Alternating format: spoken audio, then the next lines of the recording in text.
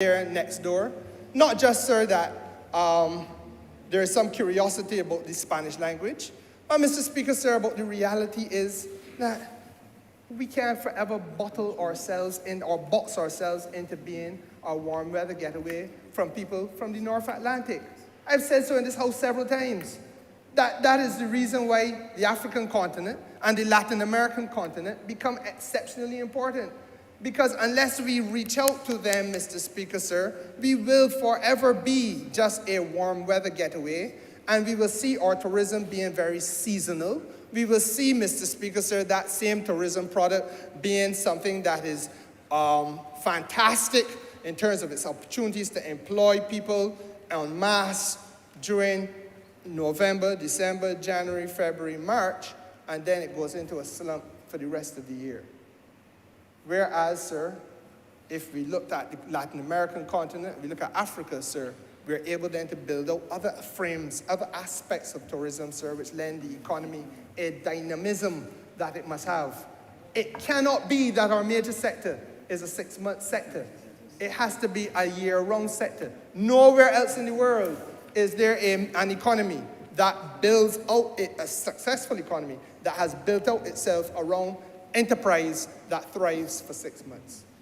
And that is really to give an example or another example of where we have failed ourselves. Now, Mr. Speaker, sir, with respect to the matter which is at bar, this country, therefore, sir, has to be prepared to look at the international system and recognize that it comprises a coherent system of units of measurement. And it is within that coherent system of units of measurement, sir, that global certainty is achieved by way of having precise readings. Now, what are some of these readings that we have to look at? Because as I told you, sir, we have, again, stymied. We tie your hand behind your back and attach the rope that tie your hand down to your ankle and expect that you're going to fight with the international community. So we got a system of weights, a piece of legislation, Cap 331, the Weights and Measurement Act, that we're outdated. Nowhere in there, sir, are they going to tell you about measuring luminous intensity. But we are in a country dealing with renewable energy. People are trying to make lighting in Barbados. And therefore, if you're going to make the lighting facility, you're going to sell that which you make, and you therefore must measure your luminous intensity. Does that make sense, Mr. Speaker, sir? But if you have an overarching piece of legislation that is silent on how you measure that luminous intensity, well, how does it help anybody get anywhere? So that the reality of where the economy and people in the economy are trying to go, as compared to where the law is, suggests that there's a gulf between the two, a chasm. So that you have to have now language in law that speaks to luminous intensity measured by way of the candela. Now again, Mr. Speaker, sir, that light bright, that's how we would suffice to say, that light bright. But you can only tell how bright it is if you're able to measure by way of the candela the luminous intensity. Equally, Mr. Speaker, sir, as I indicated to you before, we have toyed around for a long time with the measurement of length being the meter, and the measurement of mass being the kilogram, sir. It goes on and on. Our air conditioning and refrigeration people. We train young people here in air conditioning and refrigeration. We send them to school. Taxpayers' money paying, Mr. Speaker, sir, so that they can be trained. Thermodynamic temperature, sir, becomes an issue when you have to be able to measure it. And it can only be measured in kelvins. Internationally, that is the measurement standard. Who in Barbados tell you anything about a Kelvin? But Mr. Speaker, that is just to look at the language that we are failing to use. But it is also tied in, sir, to the economics and the economic consequences of what we are doing. So I start by saying, sir, that the system, the international system that we are now committing ourselves to join fully and unequivocally is a system, sir, that accommodates coherent units for an unlimited number of additional quantities of derived units. And that system, sir, is an evolving system. It is precise because of the fact, sir, that as technology of measurement increases, then the capacity to be more precise with measurement increases. And so therefore, sir, it is recognized now around the world that the system of international units continues to evolve to provide more precision and more coherence, because everybody in the world is moving or has come to a point where they coalesce around one type of measurement. And so whether I am selling a leg of ham in Barbados, or whether I'm selling that leg of ham in Chile, or whether I'm selling that leg of ham in the United Kingdom, or whether I'm selling it in Germany, Mr. Speaker, sir, the weight 1 kilogram means something and can be tested with precision. If it is being sold, sir, in a pound in Barbados, but translated elsewhere to be in a kilogram, the risk of imprecision becomes very great. And with every time that you make those adjustments, Mr. Speaker, sir, you're losing a little cent here and a couple cents there. And the people with money, like my learned friends, like my friend sitting to my right, sir, people with real money understand that every cent counts. Imagine if it was gold. Yes, versus a kilogram of gold. A pound of gold versus a kilogram of gold makes a large difference, Mr. Speaker, sir. So that I start by saying, sir, just to set the framework, that the entire world is moved to this system of measurement and trade and the system of regulation and conduct of commerce, and now are speaking to it with one voice. Now, above and beyond conformity with international best practice, there is another philosophical, or a couple of philosophical reasons why I think we would want to go this way, Mr. Speaker. We live in a world of change that is being thrust upon us. We know, we hear all the time, we experience the climate change issue. Mr. Speaker, sir, we are on the front line of that. We are also on the front line of the pandemic and the changes brought about by the pandemic. Mr. Speaker, I don't think anybody in Barbados has to be taught about that. We lived it. Then there's the global supply chain disruption, another set of change that has been thrust upon us, Mr. Speaker, sir. This system that we are trying to introduce today, or beginning the process of introducing today, offers certainty in a world of change. It gives the consumer in Barbados, your constituent, Mr. Speaker, sir, and mine, for the first time, an opportunity to have precision and certainty on the supermarket shelf, in the marketplace, at the petrol pump. That is one of the things that the consumer must have, in my judgment, Mr. Speaker, but which the consumer has not had in Barbados. The precision and the certainty that when they are doing their trade, when they're conducting their commerce, Mr. Speaker, sir, that the seepage that I talked about is not taking place, that the overcharging of a couple cents, that the undercharging that takes place to the detriment of the person who is doing the selling, in some cases, is not taking place. It also then, Mr. Speaker, sir, because of the way in which the act is struck, the bill will be struck, or the bill is structured and the act will be structured, sir, is offering a level of protection to our consumers. A body of inspectors will be part of this act. And quite frankly, they're also part of the Weights and Measures Act. But what's the difference? That the inspectors are themselves held to a level of precision and a standard with which they must do that which they do, and the instruments they use must be held equally to a certain standard. And that standard, that the instruments that they use are going to be held to, is a standard that conforms with and is duplicated to the same extent by every other entity which is following this system, Mr. Speaker. So the world is part of the process, and we are buying into a global process of measurement. And then, Mr. Speaker, sir, above and beyond offering certainty to the consumer where previously little or none existed, above and beyond offering protection to the consumer, Mr. Speaker, sir, in a way that did not previously exist, is the question, Mr. Speaker, sir, of the end result. It gives us a nation where we can have confidence as a body of consumers. And you, sir, are a consumer. I am a consumer. Our constituents are consumers. And what they need to have is the confidence of knowing that they function in an economic environment where they do not have to be constantly second-guessing. And I will demonstrate some of the challenges that our consumers have, where they do not have to be constantly second-guessing to see whether they're getting a fair shake or whether they're getting a raw deal. And Mr. Speaker, sir, that is the purpose and intent behind this legislation. So that I start by saying that I accept fully that the system of imperial measurements which we have used is one with which the rest of the world is no longer aligned. And quite frankly, it is one, sir, that is globally unacceptable. Now, there are going to be some definitions, as I said, that we have to work our way through. The first definition really is that this piece of legislation requires, consistently with international trade today, that there be a thing called metrological traceability. Highfalutin language.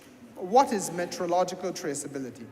It refers, Mr. Speaker, sir, to the calibration of instruments, the consistency of measurement across the system, so that you have traceability that is verifiable internationally. And the legislation defines it as a documented standard of measurement through or across an unbroken chain of comparisons and calibrations, conducted by any regulatory agency or standards development organization. And that's a mouthful, Mr. Speaker. Let me break it down. Essentially, what you're saying is that you're going to have a documented standard of measurement.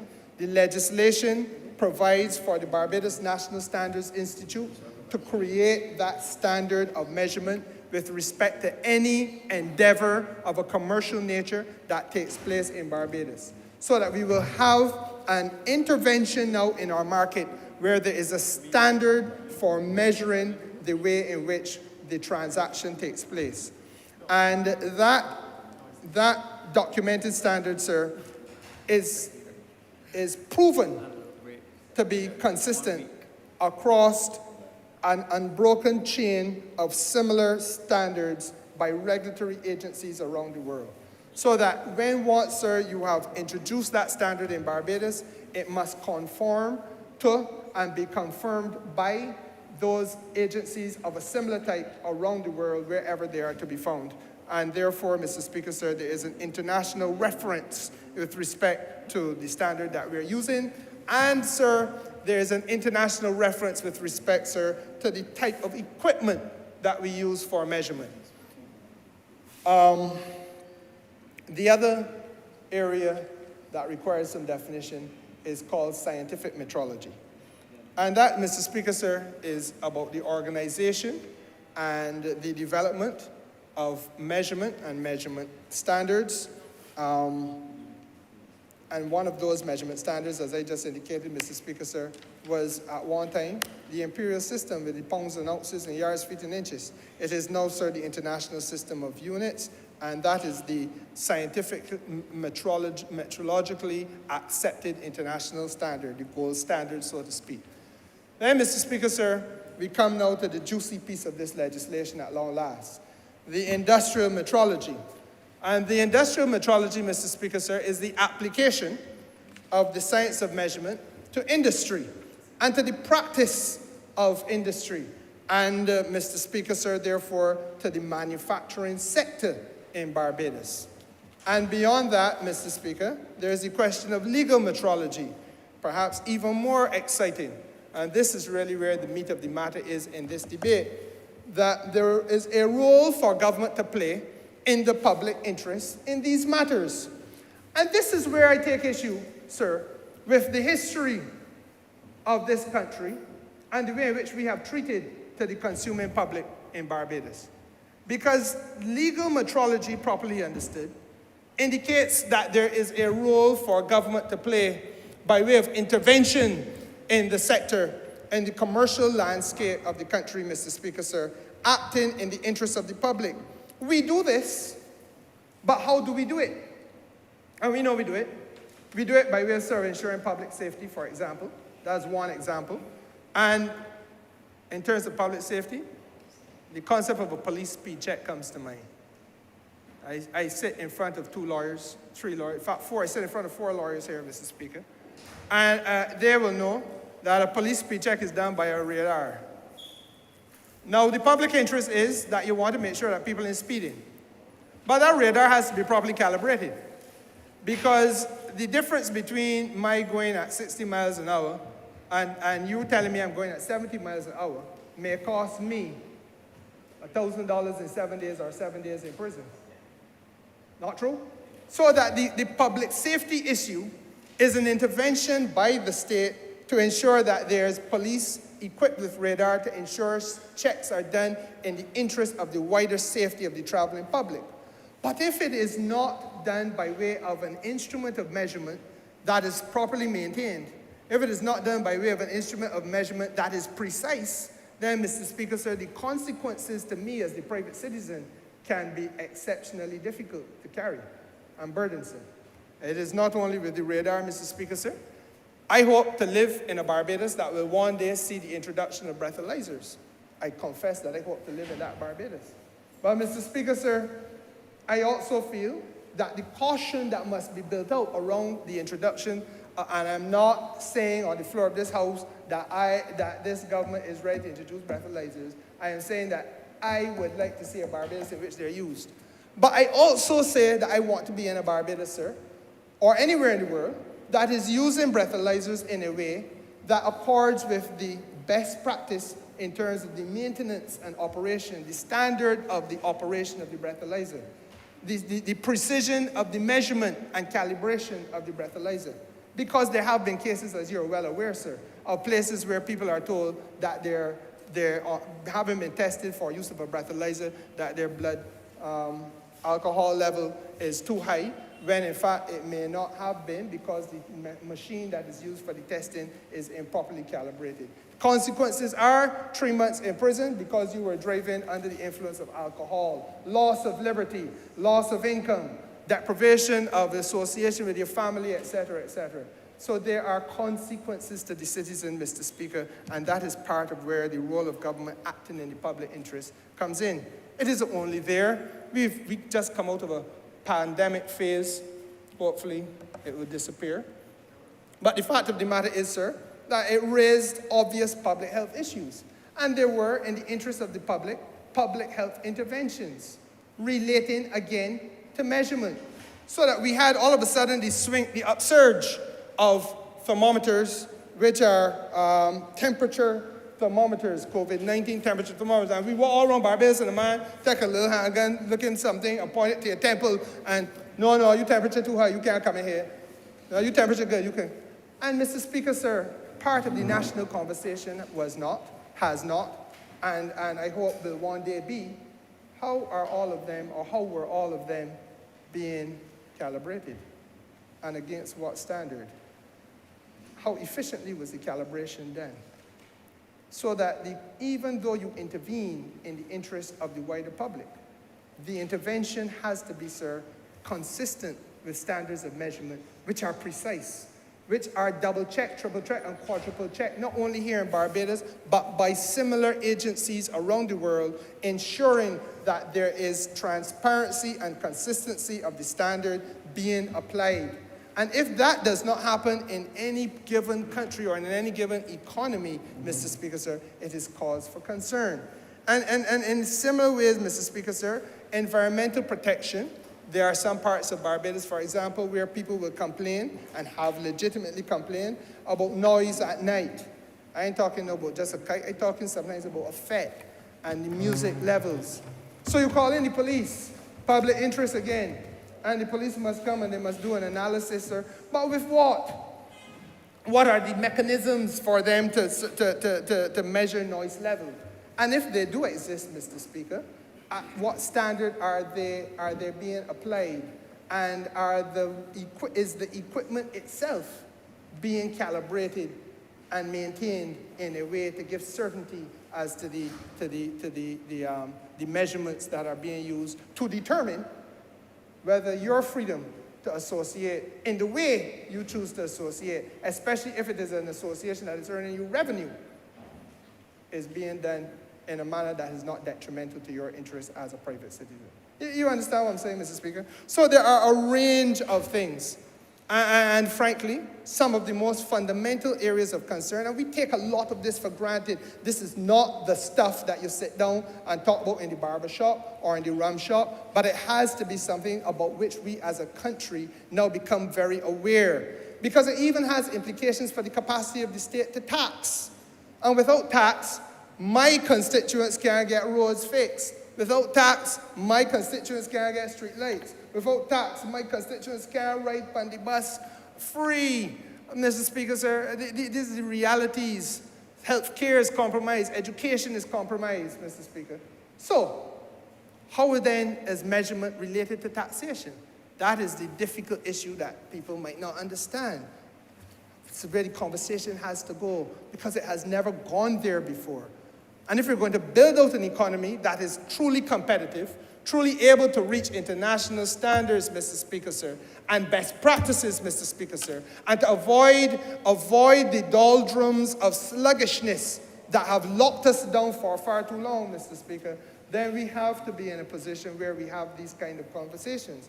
And so, therefore, enabling taxation must mean that calibration, sir, of the VATs and VAT, and the calibration, Mr. Speaker, sir, of the tanks, for example, in the rum sector, the rum industry sector, is something that can be done accurately so that you can tax on the basis of that which you are finding, and on the basis, Mr. Speaker, sir, of precision in measurement to ensure fairness not only to the Crown, well, I can't say Crown anymore, the Republic, the state, so as to get the revenue, but equally, sir, without unfairing or being in any way disadvantageous to the person in the private sector whose interests are being measured. Now, sir, this legislation, therefore, is breaking new ground because it's doing a couple of things which are important.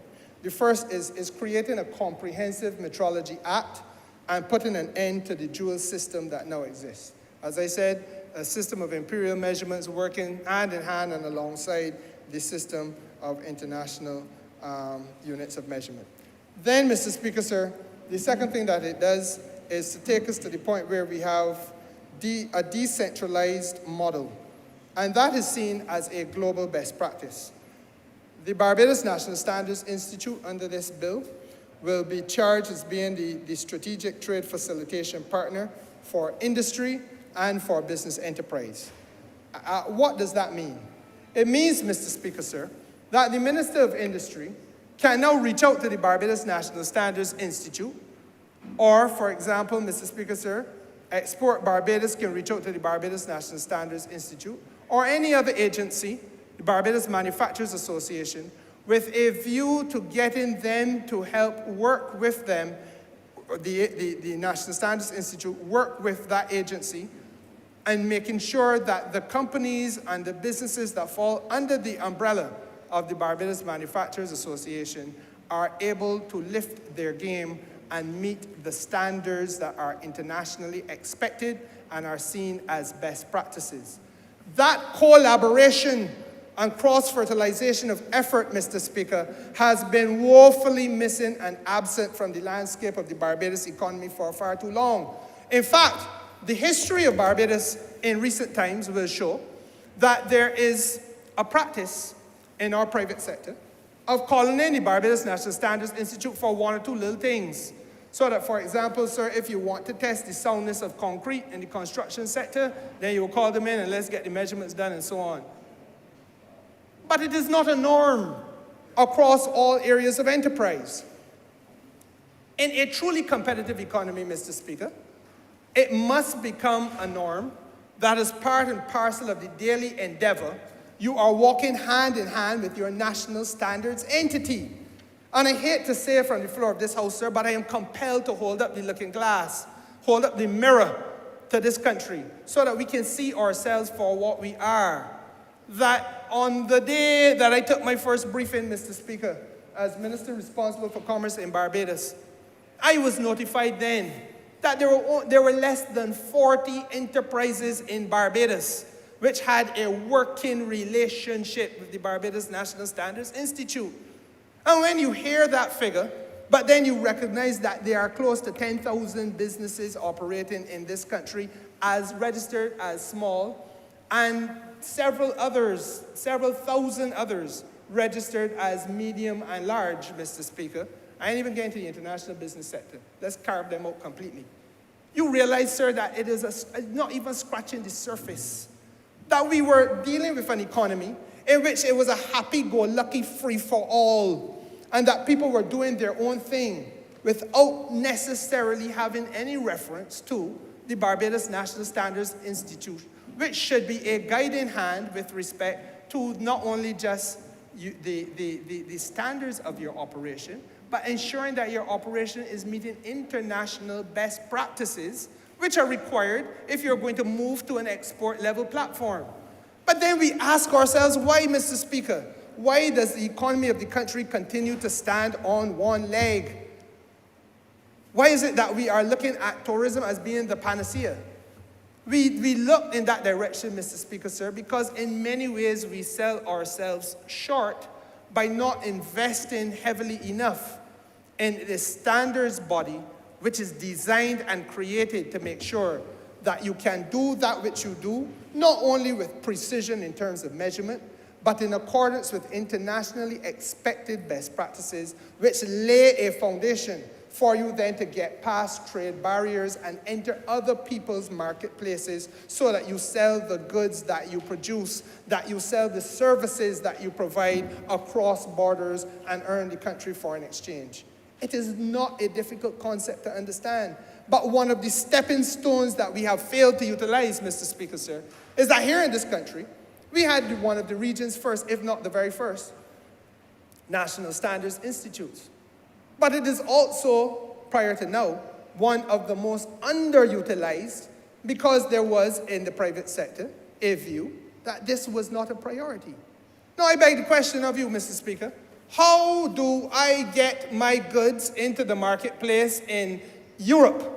How do I get my goods into the marketplace in Latin America or in Asia, sir, if I am not going to become familiar with the expected level of standard required by that market that is being asked to host and accept my good or my product or my service? And if I am not familiar and I don't have any entity working with me in order to make sure that not only that I become familiar, but that I can become compliant with the expected standard, then, Mr. Speaker, sir, my capacity to function to the maximum ability is compromised. Not a difficult thing to understand, I submit. But, Mr. Speaker, that is the road that we were walking. So that is part of what this is about. It is about lifting the ability of our enterprises to trade across borders in a way that allows this country to derive the necessary foreign exchange, sir, to come to the point of economic competitiveness and at a rate and at a speed, at a rate and in a scope, sir, that satisfies some of the concerns that we have for development.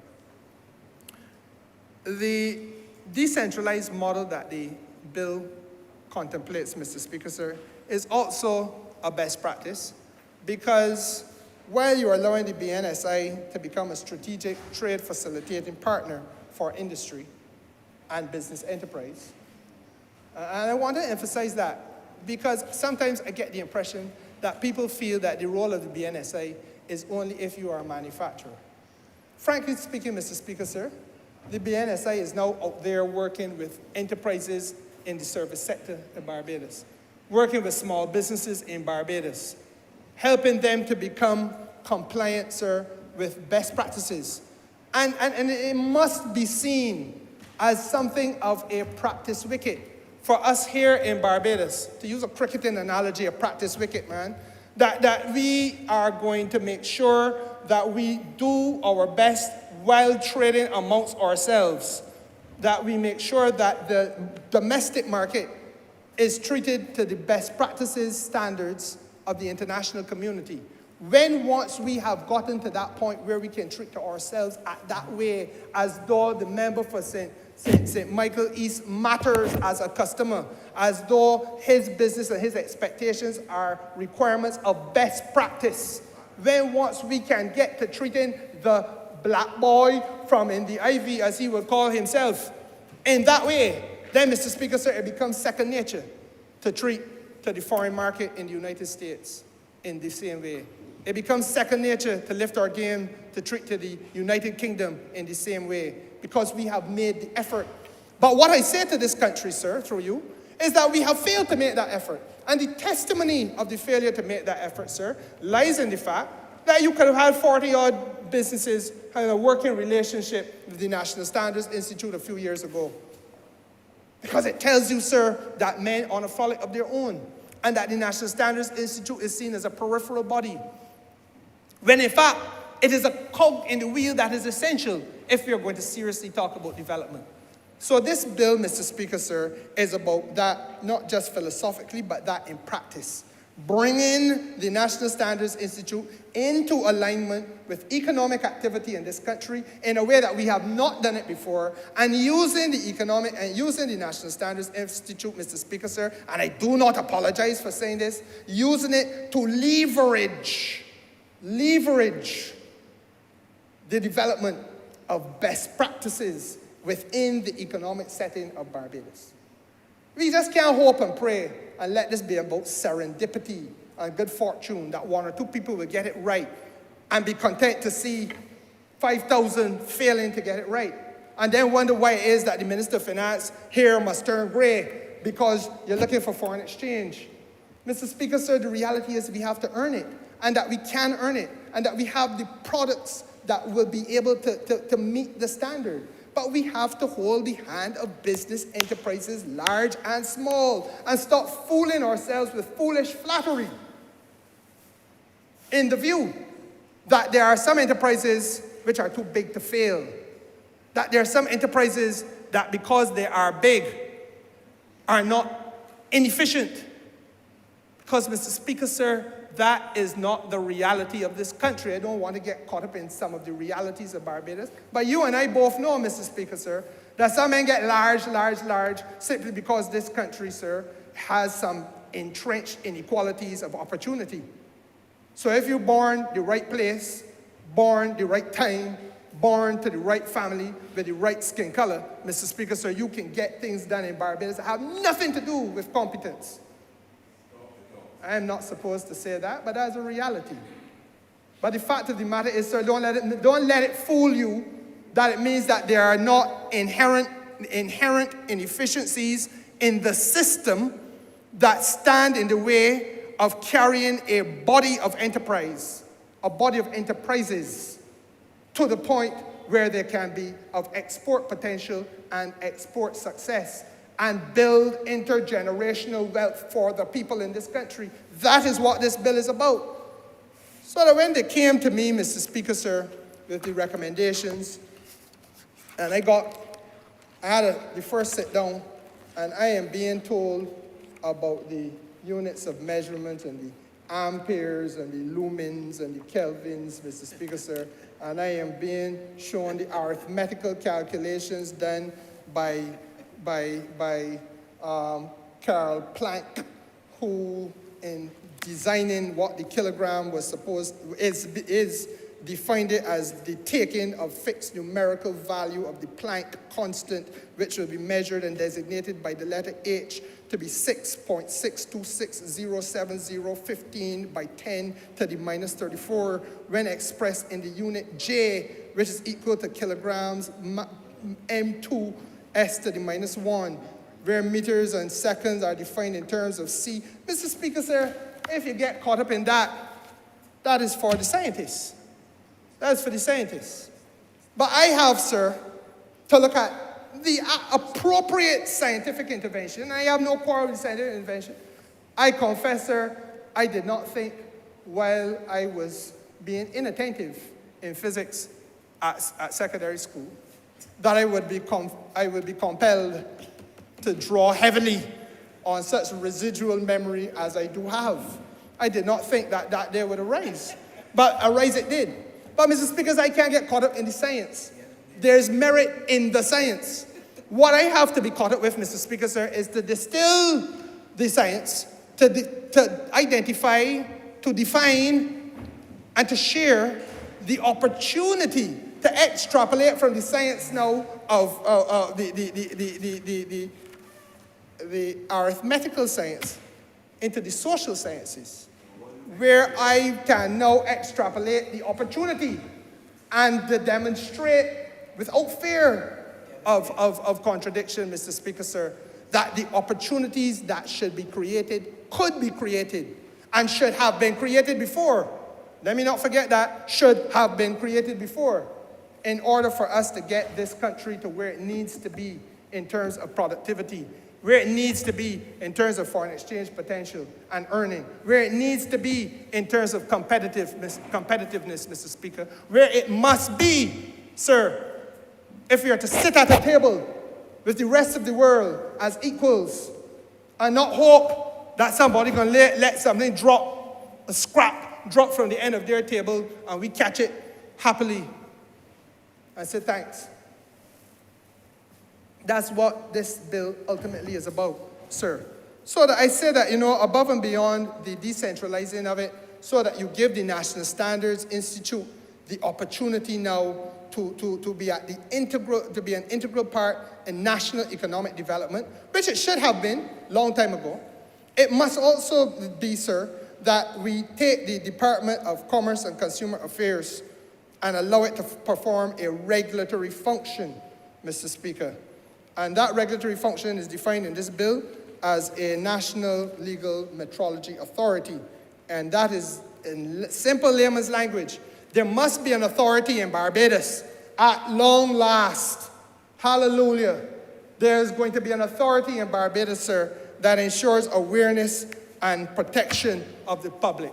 Awareness by the public and protection of the public, Mr. Speaker, sir, from some of the tragedies that take place in this economy, some of the infelicities that take place in this economy, Mr. Speaker, sir. And that is part of what this has to be about. Now, I feel, Mr. Speaker, that, despite the obvious complexity associated with the legislation, and I should pause while I'm here to say that I inherited this, sir, as something of a work in progress. My friend who is now returned to the House, the honourable member for St. George South, would have, in the initial stages of this, as I call it, the complexity, been in the chair. I know, Mr. Speaker, sir, it is again part of what this administration is about. The Prime Minister likes to say that it's like a vacuum cleaner administration. We clean up, clean up, clean up. But we won't just clean up, sir. We've got to build out, create new opportunities. Opportunities that exist now for ordinary people in Barbados that want to earn a living, that were told that they have no choice but to wait for a politician to get them a job. I stood in this chamber, Mr. Speaker, sir. You were not about here then. The honourable member for St. Thomas wasn't here at the time. The member for St. Michael East wasn't here at the time. When a member stood in this place, Mr. Speaker, and talk about, if you want to talk about jobs, tell me who I should send home. Because he was Lord and Master in command of your destiny. That employment was about a politician either sending you home or bringing you in. And to be in any way or form hoping to see survival, you therefore bow and scrape and lick the boots of a political figure. That's what we are about, Mr. Speaker, sir. We're about bringing legislative interventions that facilitate the growth and the development of opportunities in Barbados for categories of our citizens who have been underserved through decades. Underserved and kept underprivileged, Mr. Speaker, sir, through decades. That is what this is about. And so therefore, despite the complexity, sir, I have to invite you to bear with me because I want you to understand the practical commercial value of what we are doing. So I go back to some of the difficult definitions. There's a concept in here, sir, called a working standard. That has to be set by the Barbados National Institute, National Standards Institute. this concept of a working standard. And effectively what it means is that you are now going to have a standard of verification or measurement of instruments of any type used, and verification of measuring systems which are used by that body of inspectors who must go forth into all corridors of commerce in Barbados and interface with the people who are conducting business of all types in Barbados, in the certain knowledge that those people who are conducting business must have a degree of comfort in knowing that when they come in there to conduct their measurements, that the inspectors are doing so in conformity with standards where the instrument itself has been compelled to conform with certain international expectations, and that the means being used by the inspectors to conduct their testing of whatever type is a method which complies with international standards of measuring systems. So it sounds a little complex, Mr. Speaker, so I'm going to walk you through the legislation.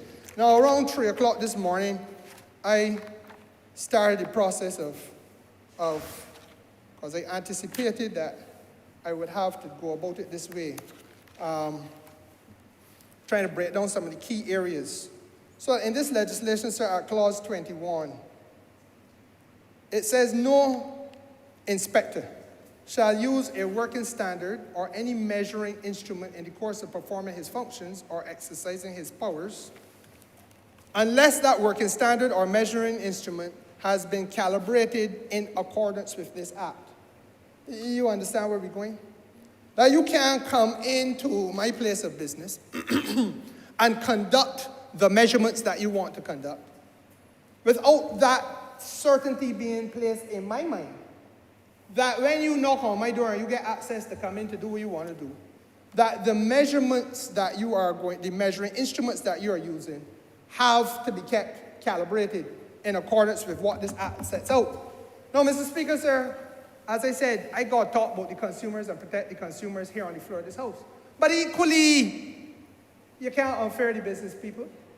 Equally, they must be given satisfaction of knowing, sir, that if the measuring standards are not maintained by the state, because the state has the responsibility of setting out in accordance with the act. The only people who can set out in the act is the state.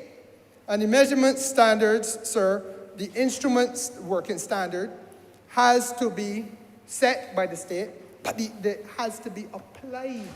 The maintenance of the equipment by the state. The recalibration of the equipment must be done by the state. And as I said to you at the very beginning, Mr. Speaker, sir, it places an onus and a burden on the state to be able to deliver of itself in conformity with the expectations of this act.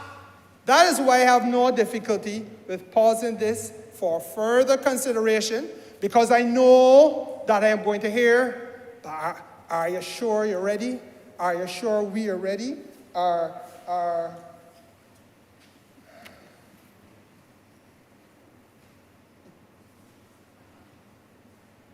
Sorry, Mr. Speaker, sir. Yeah. Right.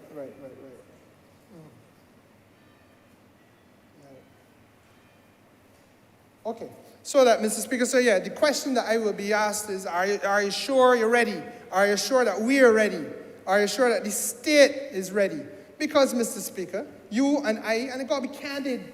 We can't come in here and be mealy-mouthed about this. This is heavy lifting.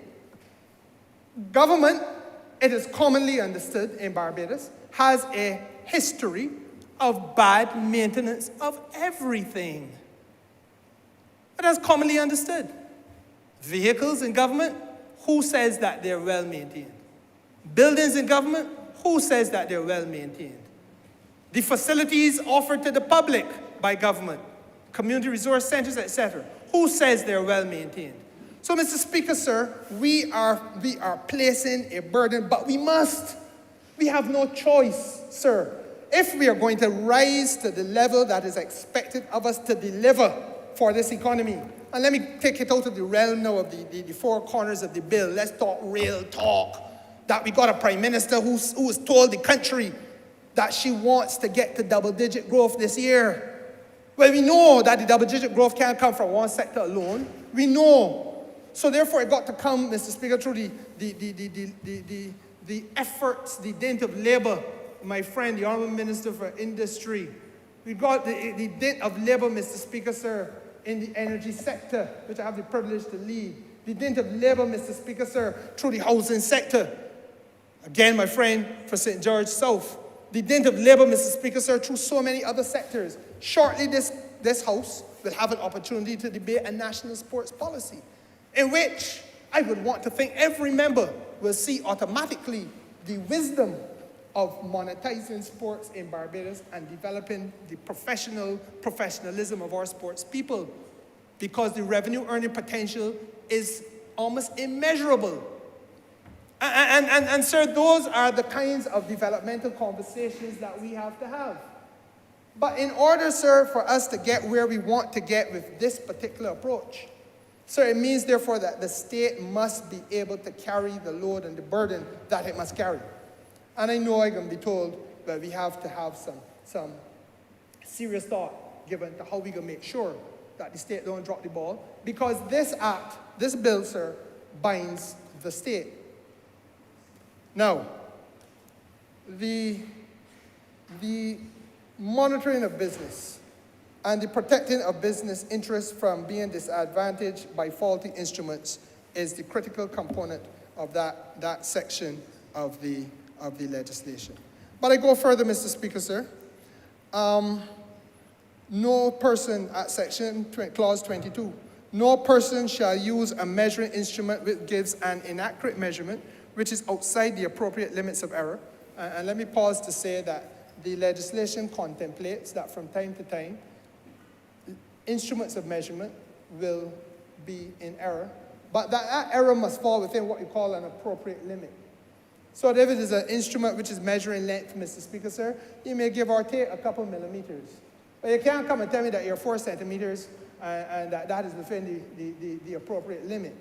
If I gotta break it down, Mr. Speaker, sir, I am charged with going at how many ever kilometers an hour, and you may have an appropriate limit, an error there that you will say, okay, fine. Even if it was not efficiently calibrated, 1 kilometer an hour more or 2 kilometers more, fine. But if I show up before you, sir, even with you as counsel, even with you, Mr. Speaker, sir, yeah, even with him as counsel, sir, and I am 40 kilometers over. Well, I don't know what you would tell, what you could find to tell the court. So, except pack your suitcase and your toothbrush. So the reality is, Mr. Speaker, that is what we're talking about. So that you want the measurement to be accurate, and if the measuring instrument is given is an inaccurate measurement, which is outside appropriate limits of error, then there is a penalty in law. And that means, sir, that, again, the Crown is bound, and that the Crown, when I say the Crown, the state is bound, and that the state will therefore, sir, be, through its agent, guilty of an offense. And the person who is conducting that inspection will themselves, sir, find that they or the director will be liable to face summary conviction. And so that people would understand the seriousness of it, it could be up to a fine of $5,000. So, Mr. Speaker, sir, we are placing an onus, before I even get to what the private sector got to talk about, and must lift their game to be able to embrace.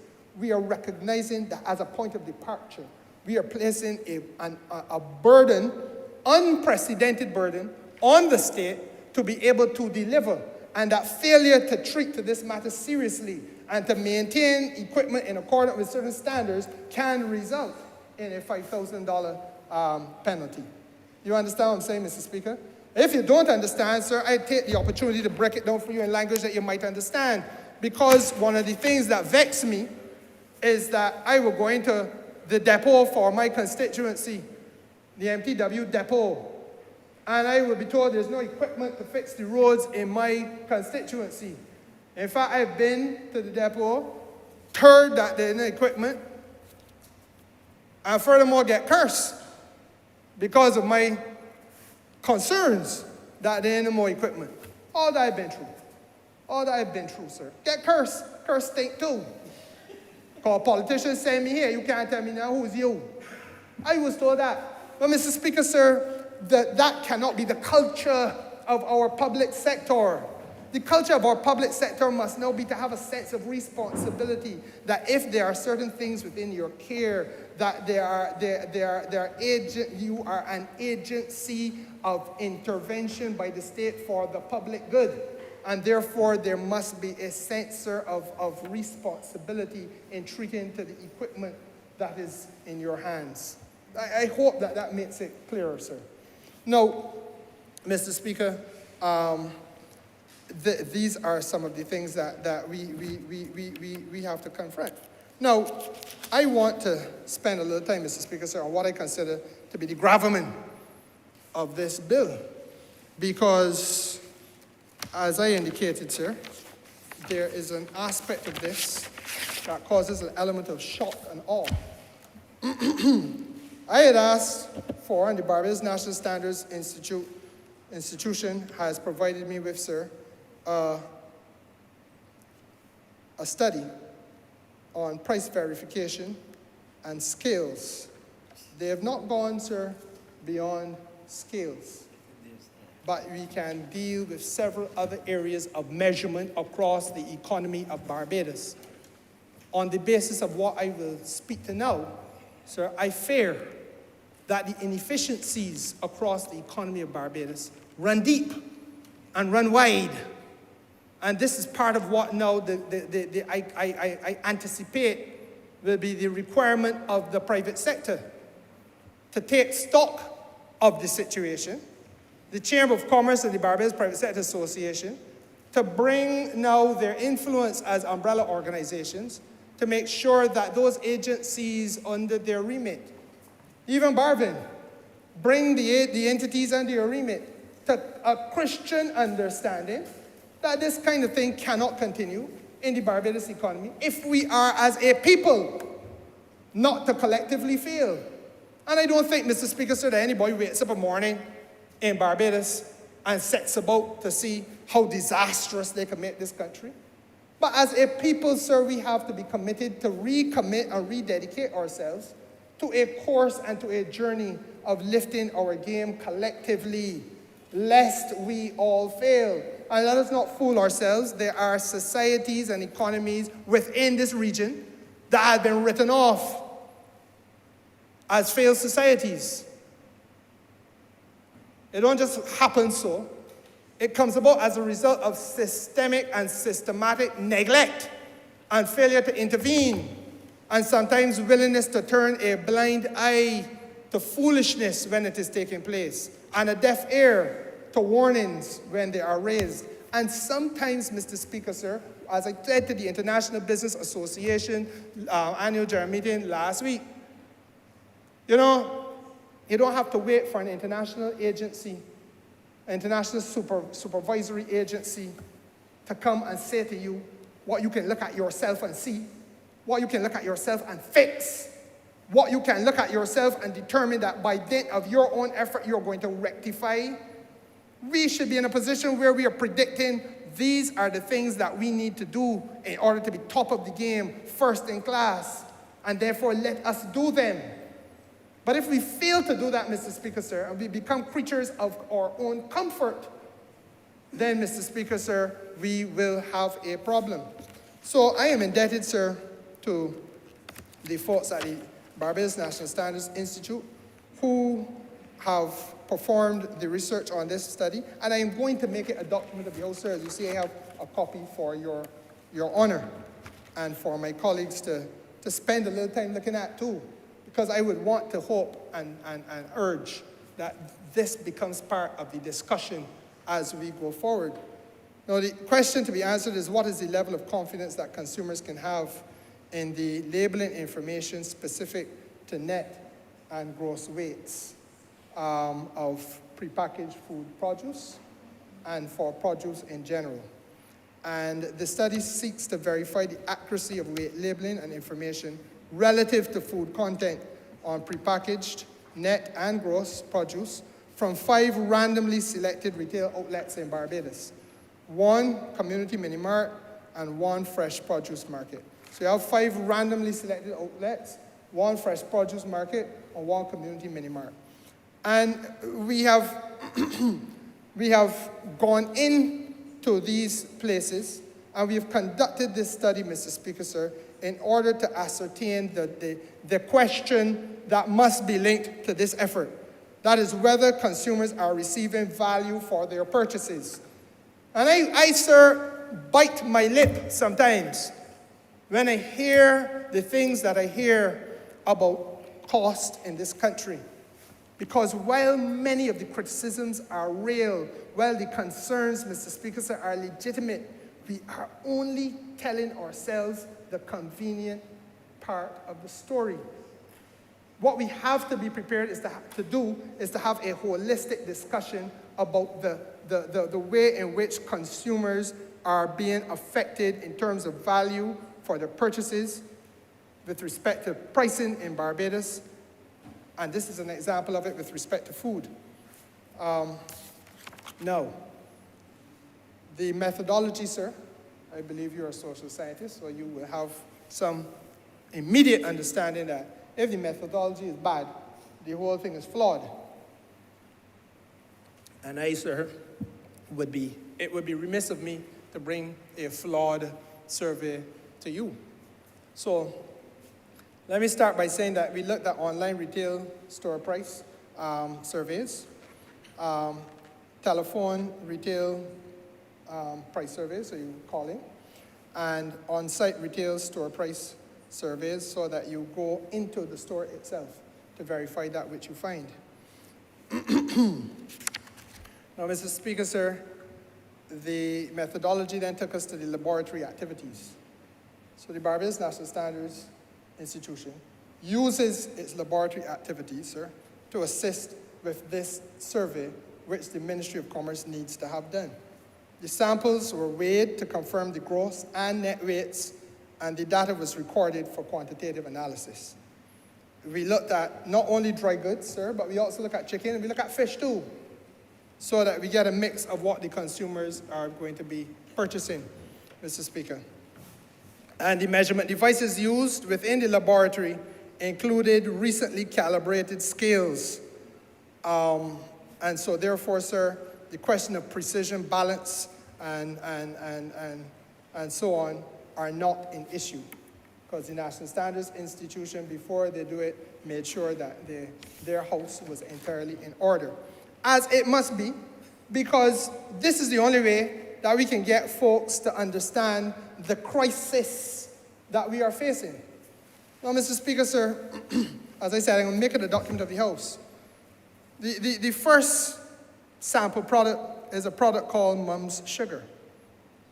The labeled net weight, sir, of this sample product was 1,800 grams. The recorded gross weight, sir, was 1,696.3 grams. Are you with me? The labeled net weight is 1,800 grams. But when you put the sugar and the package on top of the scale, recently calibrated scale, you have a sum total of 1,696.3 grams.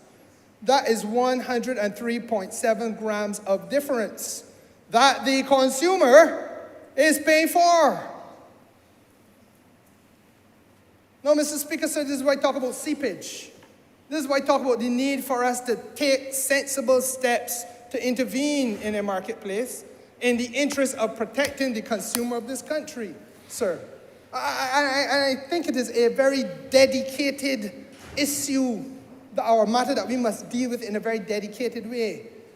I honestly believe, Mr. Speaker, sir, that while this legislation will bring about serious penalties, before we start to talk about approaching anything with a big stick in Barbados, we have to have the educational conversation at all levels. I began, sir, by saying to you that whether you are the loftiest, highest, and most productive and respected exporter and manufacturer of product in Barbados, or whether you are the little old lady granny working with a little small scale in the marketplace, sir, the conversation must include all bar none. Because where we have to come to is a point where we understand as a country. We can look each other eye to eye and understand that this kind of thing, yeah, it can happen by mistake. This kind of thing can happen by mistake. But let us try to eradicate the mistakes. And for heaven's sake, let us make sure that it does not happen by design. Because in every instance where we have a consumer buying a product at a fixed price, and then getting a product that is 103 or 104 grams of difference, that consumer, sir, has been disadvantaged. The cost of living for that consumer is already high, and that consumer's out-of-pocket is significant. And that comes at a personal consequence, sir, for the consumer and the consumer's family. The consumer's disposable income is not inelastic. Otherwise put, the consumer's disposable income does not stretch forever and ever and ever. It's like a cabinet minister. A cabinet minister, sir, is stymied by his ability to spend. Every time he catch his hand, the prime minister will say, as Minister of Finance, well, you're going to make a contribution to something else. That's been the reality. People don't believe it, but that's the reality. So that, Mr. Speaker, sir, that is but one. I turn, sir, to some sugar samples. And labeling information on proper sugar packaging does not, in many cases, specify the gross or net weight. So you have discrepancies observed in net weights across all samples that were taken. All discrepancies were observed. Now, Mr. Speaker, sir, we have a few retailers, again, they were arbitrarily chosen. So I don't want anybody to run off cock-a-hoop that this particular retailer or the next retailer, they were arbitrarily chosen. Random samples. And if you have random samples, Mr. Speaker, sir, it stands to reason that is not only peculiar to the people randomly selected, it is peculiar, sir, across the board. You're the trained man in this area, sir. I only did 1 or 2 small courses, but I know you were. Structured random sampling also, sir. Yeah, well, no, this wasn't structured random sampling. Stratified random sampling also, sir. So, Mr. Speaker, sir, you have like a retailer costs you less, selling a product called Barbados Reserve. And we all know what Barbados Reserve is. But, Mr. Speaker, sir, the net weight, we are told, is 1,800 grams. But when you carry it inside the lab, you are seeing 1,848 grams. Now, that is the reverse of the problem. That is not a problem for the consumer now. That is a problem for the people who package in Barbados Reserve. My friend, the Honourable Minister for Industry, must be legitimately concerned that we are exporting product or preparing product that could be exported, but that you are charging on the basis of one weight, but giving away the people money because 48 grams gone for free. Same thing, Mr. Speaker, sir, when you're going at Massey, Barbados Reserve, net weight 1,800. In this case, the recorded weight 1,842 grams. Now, Mr. Speaker, sir, this is why this bill is so important, because it comes back to the need for us to introduce into this country a level of precision in the measurement of that which we do and the conduct of our commercial affairs. It tells another problem there now, that you have Barbados Reserve being packaged, and that in spite of it being packaged by one entity, you are getting a weight told, a weight displayed and indicated to the market of 1,800 grams, but sometimes it might be 1,842, another time it might be 1,848. And there's another one before me, Mr. Speaker, sir, Carrollton, where it was 1,849. So, again, the issue here is the imprecision and the failure, sir, to take the necessary steps, not to protect the consumer, but to protect yourself as a commercial interest. You understand what I'm saying? So that when you take this situation and you look at it, then you will understand why the problem cannot simply be, oh, the government taxes are too high, or the cost of electricity involved in manufacturing is too burdensome, or there are too many overheads for us to bear. The labor market, the people ask, the unions want more money for the staff, but we can't find the money for them. Mr. Speaker, sir, the regulations are not necessarily the issue. All of these things may be legitimate concerns from time to time. But what we have failed to do is to drill down to see where the inefficiencies may exist at the core of business operations. That is part of what we have to get right.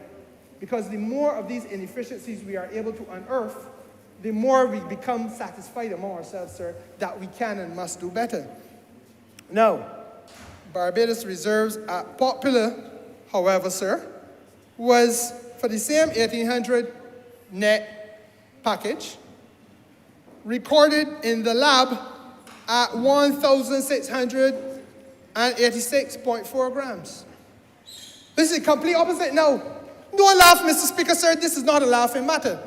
Because, sir, the inaccuracies reflect heavily on the capacity of enterprise to do business properly. It reflects, Mr. Speaker, sir, on people robbing themselves. It reflects, Mr. Speaker, sir, on people disadvantaging the consumer. It reflects, Mr. Speaker, sir, on our inability through a lack of precision and proper systems of measurement, sir, to protect this economy from losses and seepage. That's what is reflecting. And we have to do better. Now, Mr. Speaker, it didn't end there. I talk a little bit about bottled water.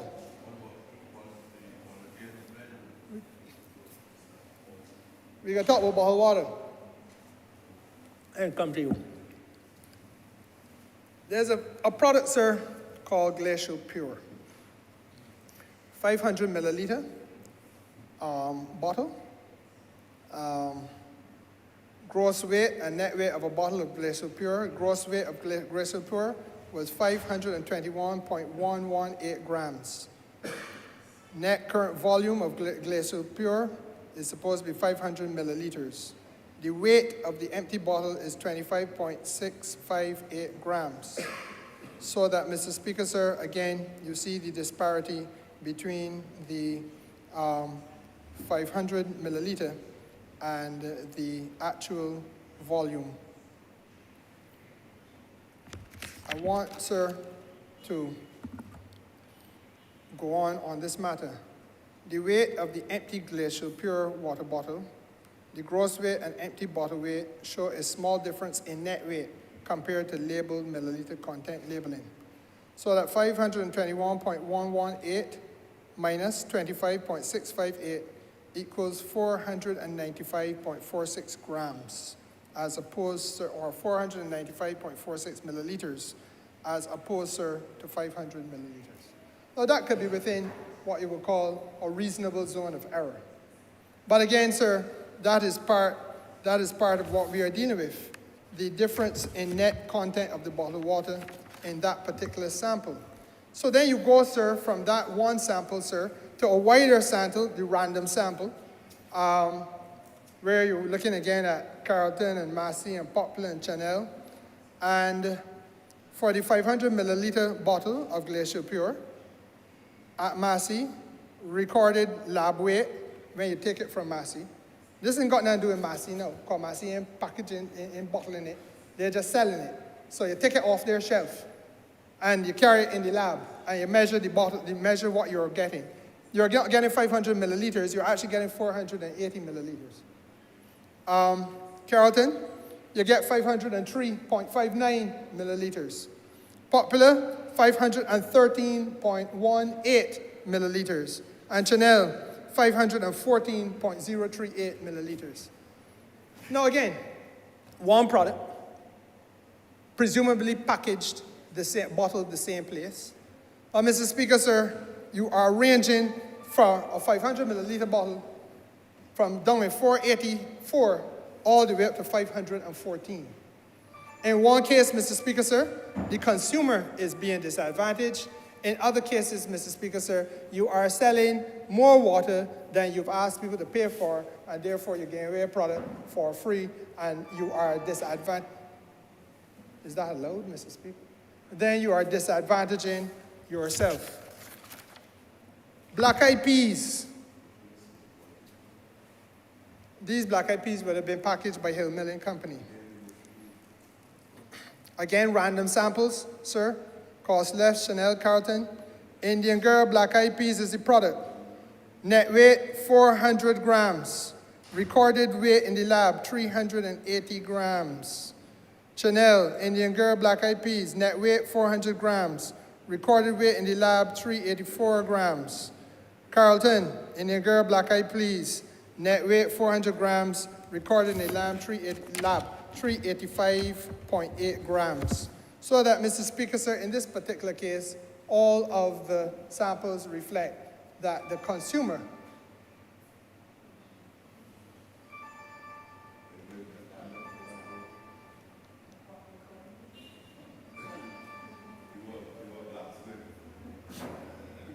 but Niger got to take it outside, though, you can't. All of the samples reflect that the consumer, sir, will be being disadvantaged in this regard. Now, sir, the point that I want to make here is that if I go into a supermarket as a consumer and I buy these products, and in each case I buy a product where there is this kind of situation, where I am being charged for something, but because of failures to have proper measurement systems implemented and superintended, then, Mr. Speaker, sir, I am paying more than what I get. I am paying for product I do not receive. Then, Mr. Speaker, sir, I am put in a disadvantageous position. And if you take that one individual and multiply him, sir, by 200,000 others, you realize, sir, the extent to which the consumer in Barbados is placed in a disadvantageous position. But what is worse yet, when you realize the extent to which people are being charged for goods they do not get, you understand, Mr. Speaker, sir, the way in which private enterprise is taking the skin off of the back of the consumer. This is what this piece of legislation, sir, is designed to correct. This is the kind of intervention, sir, that we are trying to bring resolution to. I give you another example. English potatoes. Again, sir, net weight, in this case, sir, bag of English potatoes, 226.796 grams. That is the store measurement inside Massey store. 226.796 grams. When that bag was taken to the lab, 2022.02 grams. So that, Mr. Speaker, sir, instead of getting 2,267 grams of potatoes, I end up with 2,022 grams by paying for 267 grams of potatoes, though. And at Carlton, English potatoes measured in the store, or no, in this case, it was a package 10 pound, yes, measured in the store, 4,535 grams. When recorded in the lab, 4,724.30 grams. So I'm getting more than what I pay for. And the point I make here, Mr. Speaker, sir, is that there is a clear case of chaos. That's all I could call it. There's chaos in the private sector with regard to how these matters are being dealt with. Now, it tells me, because I do not attribute at first blush, let me repeat this, I do not attribute at first blush that there is mischief and malice in this. Because in some cases, the private enterprise entities are working to their own detriment. But what is clear that is failing to happen is that you do not have properly calibrated instruments of measurement, and that in some instances, it works to the detriment of the business person because he is selling something and thinking he's getting X amount of money for it, when really and truly he is shortening himself and putting himself at a disadvantaged position. The consequences of which may well be that he would then tell people who call him for a pay increase, no, I can't afford to pay, because I haven't got the money he thought he would have had. The consequences of which are, sir, that he's not in a position to increase his employment in Barbados. Or on the other hand, you have a situation where the consumer is being disadvantaged, and the consequences of that I have already outlined. Because every time the consumer is disadvantaged, it impacts their bottom line. people are under pressure already in the economy. So that these are the kinds of concerns, Mr. Speaker, sir, that we want to highlight. Then there are some that are particularly egregious. So that in Chanel, you have a package of 7-pound potatoes taken off the shelf at Chanel, English potatoes, and you're told that it is 3,175.15 grams, a package 7-pound bag of potatoes. Carried to the lab, what you paid for was 3,175.15 grams. It turns out to be 2,761 grams. Now, Mr. Speaker, sir, again, I think the case is made. There are some times when this can be within a margin of error that is acceptable. Then there are other times, Mr. Speaker, sir, when serious concern has to be raised. And wherever we are now, what I want to get across to people in the private sector is that we want this piece of legislation not just to be introduced and then come after private enterprise with a big stick, but we want there to be the necessary conversations. We want there to be the necessary partnership building with the National Standards Institution, so that if you have instruments of measurement that you have doubt in, if you have instruments of measurement that need to be recalibrated, if you have concern about the way in which your systems can be improved, then, Mr. Speaker, sir, the first step in my judgment, before we deal with the penalty provisions of this legislation, must be a window of opportunity that we get all and sundry on the same page, at the same time, in the same place, with a common understanding of what it is that the country is anticipating that it needs to be able to achieve. I turn to the question, sir, of whole chicken. Again, a similar type of tale, cost you less, selling Amir's Halal. Again, randomly selected product, randomly selected entity. Net weight, 1,742 grams. When taken from that freezer and put, sir, on the scale in the lab at the National Standards Institution, that becomes 1,563 grams from 1,742 that you would have paid for. Mr. Speaker, sir, at Massey, same Amir's Halal, 1,891 grams, actually became 1,878 grams. Super chicken, sir, at Carlton, 2,112 grams, became 2,275.6 grams. Which is why I say to you, Mr. Speaker, sir, that you cannot attribute malice, because there are some instances where it is clear that it works to the detriment of those people who are doing the packaging or in some cases, the manufacturing. And the problem, therefore, sir, suggests, or it is suggested that the problem, therefore, is the type of problem that this legislation will help us to cure and to correct. But to get there, we've got to get everybody to understand the challenges that we are up against and the need for there to be cooperation now and engagement of, cooperation with and engagement of the Barbados National Standards Institution, so that we would be in a position, sir, to have the kind of discussions that will enable us to collectively lift our game in this country. Now, sir, you go into the market, sir, the marketplace, where you want to buy some fresh fish, for example. And I think that this is really where we have to have even more robust efforts at having the kind of conversation we need to have. Because they say, you know, the data does not lie. And what the data suggests to me, Mr. Speaker, sir, is that there may actually be administrative practices which have to be corrected. And I don't want anybody for a moment to make the mistake of believing that because in the same way that a big supermarket will have an administrative practice, don't believe that a small vendor don't have an administrative practice too.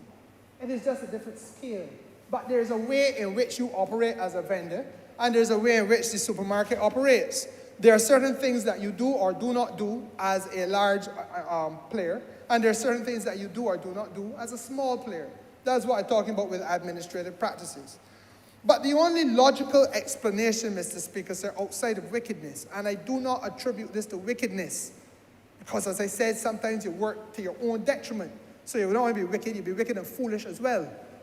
It has to be, sir, that we have too many people on a frolic of their own. They are engaged in business, yes.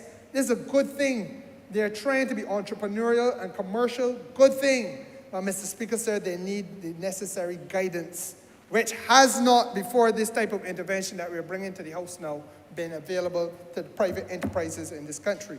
So if you go in the cheapside market, sir, as they did, and they called for a dolphin, Mr. Speaker, sir, and the net weight of the dolphin, 8 pounds was requested. 8 pounds of dolphin. But then you leave the market, and you go from the market to the BNSI lab, and you put that dolphin on the scale. Instead of getting 3,628.74 grams, which is the 8 pounds, you get 2,200 grams. Now, Mr. Speaker, sir, the customer get unfair. Your constituent get unfair, though. What are you going to do about it? The solution has to be that we must now not just engage at the level of manufacturing in Barbados, but we got to engage at the level of the marketplace too. That's why I began, the very first thing I told you, Mr. Speaker, sir, today, from the lady in the market with her scale, all the way up to the largest exporters in Barbados, all bar none, according to what we are seeing, sir, all bar none need this type of assistance. And what perplexed me was how we could have had an economy in which an entity like the National Standards Institute, who should be the partner, the life partner of any business, sir, helping you not just to set standards, but helping you to maintain standards, helping you to prepare yourself, sir, to lift your game, to be more competitive, to be more sustainable, sir, that they only got 40 odd clients. But that made no sense. So that is why I commissioned a serious outreach by the BNSI to work with businesses of all sorts in this country, because we have to wrestle this problem to the ground. But that's just by going, the example I give you is about going into the marketplace, Mr. Speaker, sir, and calling for the dolphin. But you know, you can get vacuum-packed product as well. So you go to Ocean Fisheries, sir, or through Ocean Fisheries, you get another dolphin. It can be the same dolphin, obviously. You get another dolphin. And you call, sir, for 576 grams vacuum-packed. And you're charged for it, and you go along about your business. When placed on the scales in the lab, you actually got 500 grams of dolphin. Now, sir, again, I urge you, sir, I urge you to recognize that where a customer receives 3.15 pounds less, as happened in the fresh market, where the customer receives, Mr. Speaker, sir, as happened at the Warren's Deli in Massey. We went through all of them, sir. All. 2 starches and 1 meat and vegetables is the product ordered in the deli. And then, Mr. Speaker, sir, you get that weighed. You've ever been in the deli? You get weighed. It isn't only Kelman that has weighed food. They weigh food at the deli at Massey too. 1,110 grams at the deli. 2 starches, 1 meat and vegetables. But then when you carry it from the deli, sir, to the lab, Mr. Speaker, sir, the calculated weight for the actual food is 1,059.1 grams. But you pay for 1,100. You get 1,059 grams. So you belly full, but you hungry. You understand, Mr. Speaker? And it goes on and on. A second one was done, 2 starches, 1 meat and vegetables, same deli, 930 grams was what was, it was labeled as, by the time you weigh it, Mr. Speaker, sir, in the lab, 800 grams. So that we have an issue that we have to be careful about. The discrepancies that I appointed this House to, Mr. Speaker, sir, are not intended to be attributed to any particular retailer or any particular manufacturer's quality assurances processes. It is a study that is not intended to vilify any company or any organization. I want to make that clear. It is not intended to point a finger of accusation at any particular entity. It is about non-conformance, Mr. Speaker, sir, with respect to standards of measurement that this bill is trying to ensure that all of Barbados complies to. It is about non-conformance with practices that will ensure that this country's consumers can, for the first time, benefit from an environment in which there is precision, a context, Mr. Speaker, in which the consumer is given certainty, a confidence, an environment, Mr. Speaker, in which your constituent, the constituents for the honourable members in this House, all of them, are given confidence, Mr. Speaker, sir. That is what this legislation is about. And the non-conformance issues, quite frankly, have been, this is not the totality of the study, but non-conformance issues are observed in all of the samples, all of the retail packaging firms, all of the manufacturing. And that is why, sir, I hasten to say it isn't that I want to attribute malice. I want, sir, to attribute the need for awareness. I want to attribute, Mr. Speaker, sir, I want to ask our private sector now to take stock of some of the problems that they are encountering and that their consumers are encountering, and by extension that the country is encountering. Because in a word, this points to the seepage. I use that word again, the seepage of money. When you are trading across borders, it means you're losing foreign exchange. When you're trading within the four corners of Barbados, Mr. Speaker, sir, it means that our consumers are losing their household income. They're losing their household income, Mr. Speaker, sir. You're buying lunch that you could have given your child for pocket money. But you don't have the money to give your child because you, sir, are spending it on food that you did not eat. You are, Mr. Speaker, sir, in a position where you are disadvantaged with respect to the alternatives you can have at your fingertips, whether you wish to save, whether you wish to invest, whether you wish to spend on recreation, whatever it is that you want to do with your hard-won, hard-fought income. Those are the issues that are confronting this country today. When we drill down, it means, sir, that we have to candidly be prepared to speak to Granny in the marketplace.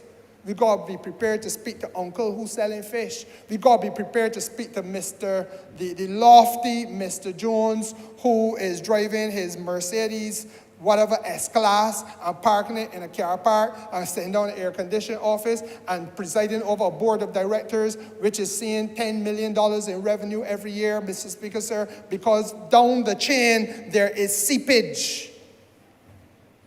That's what it is about. Now, that it did not come here before, perhaps is a matter of great concern because we, sir, should have been having this conversation with the country for a long time. I want to make this a document of the House, Mr. Speaker, so that it will be available for posterity. But I also want to say to you, Mr. Speaker, sir, that it brings me to part of the other part of the solution that we have to look at. I've invited the Cabinet, sir, by way of a Cabinet paper, to agree to the creation of a national quality policy in Barbados. What do I mean by that? It is essential, sir, in my judgment as Minister of Commerce, that this country as a whole dedicate itself now to building out standards of operation and standards of service across Barbados. That from the smallest, the jet ski operator, who is not required to make sure that he maintains adequately his life preserver vest. When the life preserver vest breaks off or breaks apart because it dry rot in the ocean, and there's a tourist who can't swim, he is not required by law, Mr. Speaker, sir, or he was not required by law to have met a standard of operation. It is onerous, I get it, But I feel government must be there to help him get to the standard of operation we want to get to. Equally, Mr. Speaker, sir, the large contractor earning multiple millions of dollars in Barbados and out of Barbados every year, employing several hundred people, sir, must have standards of service operation. That when the road is done paved, sir, and a year later, we have clear evidence of there being a thinner coat than was anticipated with respect to the asphalt put down, or that the sidewalk is crumbling, Mr. Speaker, sir, or that any of the other issues that the Honourable Deputy Prime Minister has to contend with through MTW. That, Mr. Speaker, sir, those are the standards of service that we got to hold to. You and I, Mr. Speaker, sir, at the bar, that these are there is none, bar none. Let us not try to find loopholes or ways to exclude anybody. The country must have a national quality policy, in my judgment.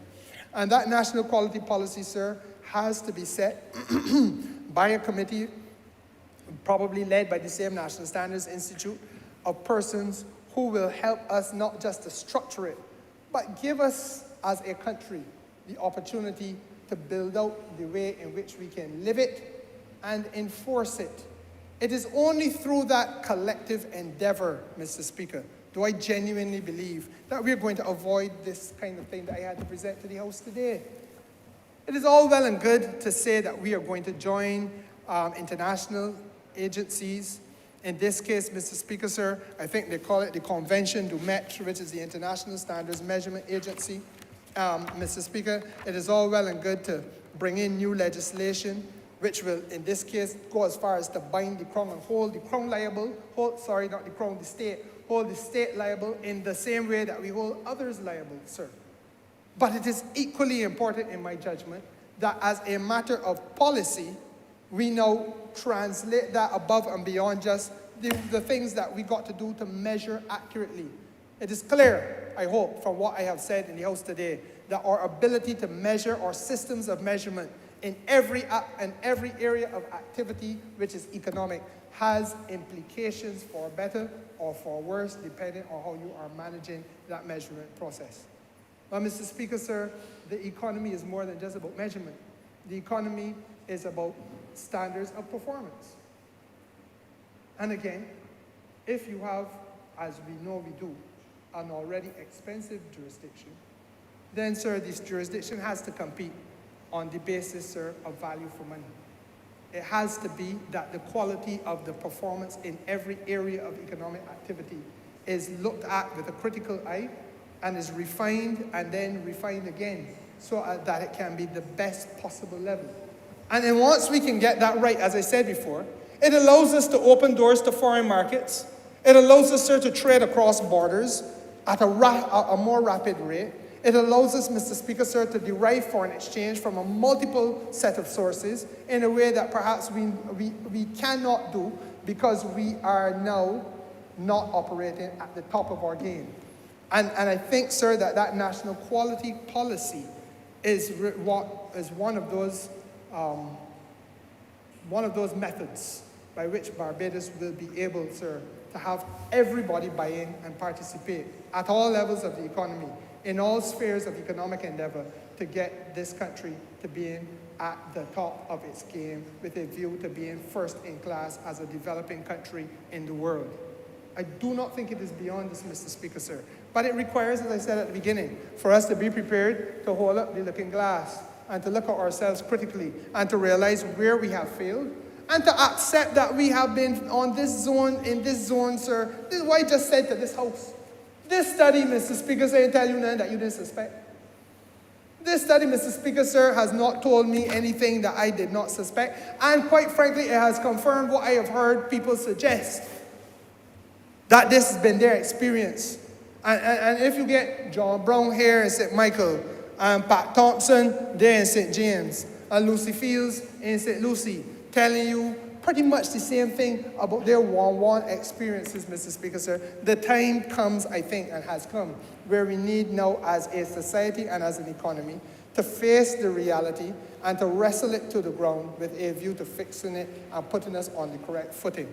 So, Mr. Speaker, sir, as I said, I want to not just introduce this debate, but I want to beg leave for us to pause the process so that we can have further consideration of it, and for a variety of reasons, put us in a position then where we can come back to continue in the not too distant future. And with those words, sir, I beg to move that this bill be read.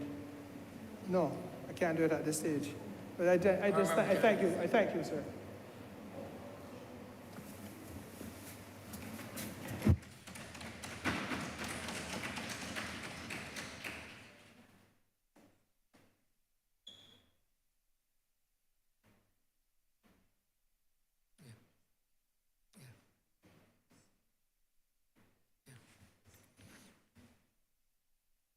Our members in James Central. Mr. Speaker, sir, I beg to move that further consideration of the bill be postponed. Question that further consideration of this bill be postponed. All of our members in favor, please say aye. Those against, please say no. We think the ayes have it. This bill will be postponed.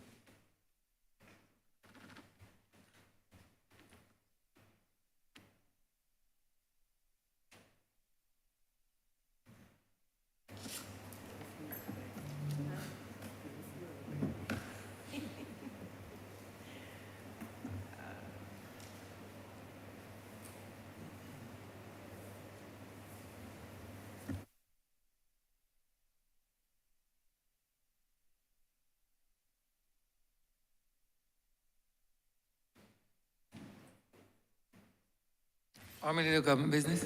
Thank you, Mr. Speaker. I beg to move the suspension of the House until 1:45 p.m. Question that this honourable chamber be suspended until 1:45 p.m. All of our members in favor, please say aye. Those against, please say no. We think the ayes have it. This honourable chamber stands suspended until 1:45 p.m.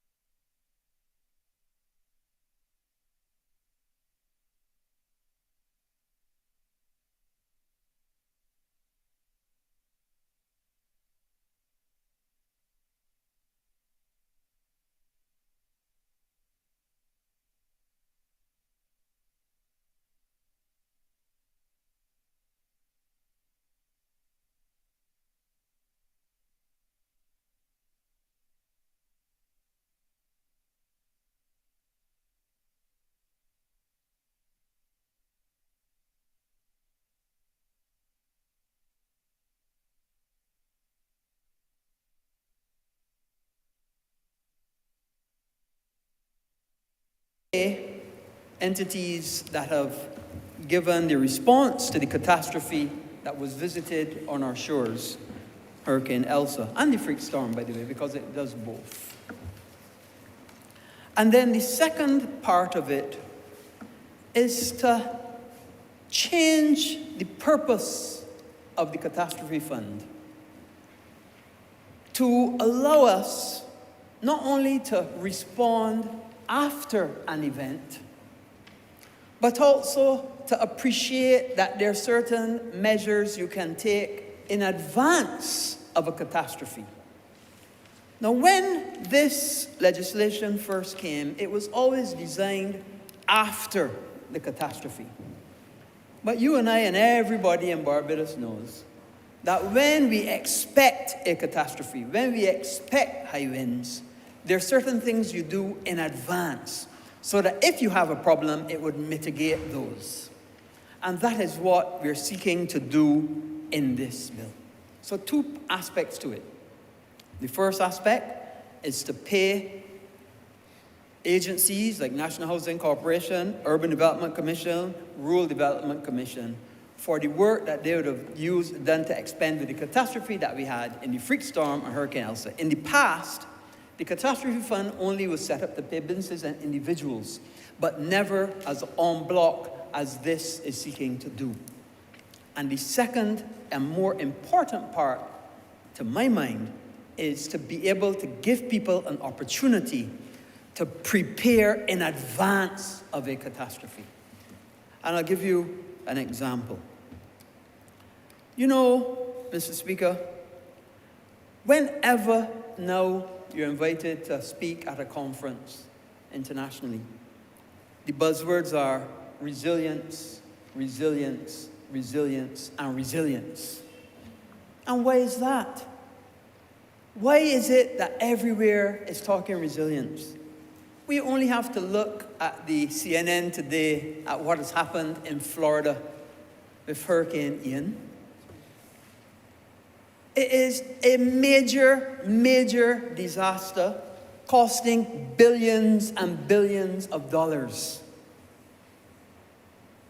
You only have to look, Mr. Speaker, at what happened in Pakistan.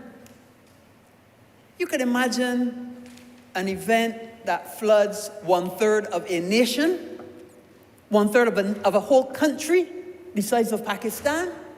That's like if, Mr. Speaker, 3 parishes in Barbados were completely flooded out and completely underwater. St. Michael, your great constituency, Christchurch, St. James, and part of St. Philip. Could you imagine 3.5 of those being completely flooded and water being on those for days? That is what the people of Pakistan had to endure and are enduring. Climate change is real. I could remember very clearly, Mr. Speaker,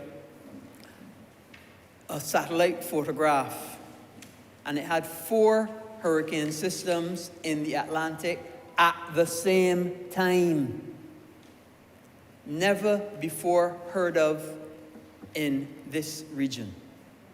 So this is why wherever we go, be it IDB, be it CARIF, be it housing programs, road infrastructure, hotel development, even the economics of it, wherever we go, the buzzword is preparing and being a resilient nation, designing for resilience. And that is what we are here about today.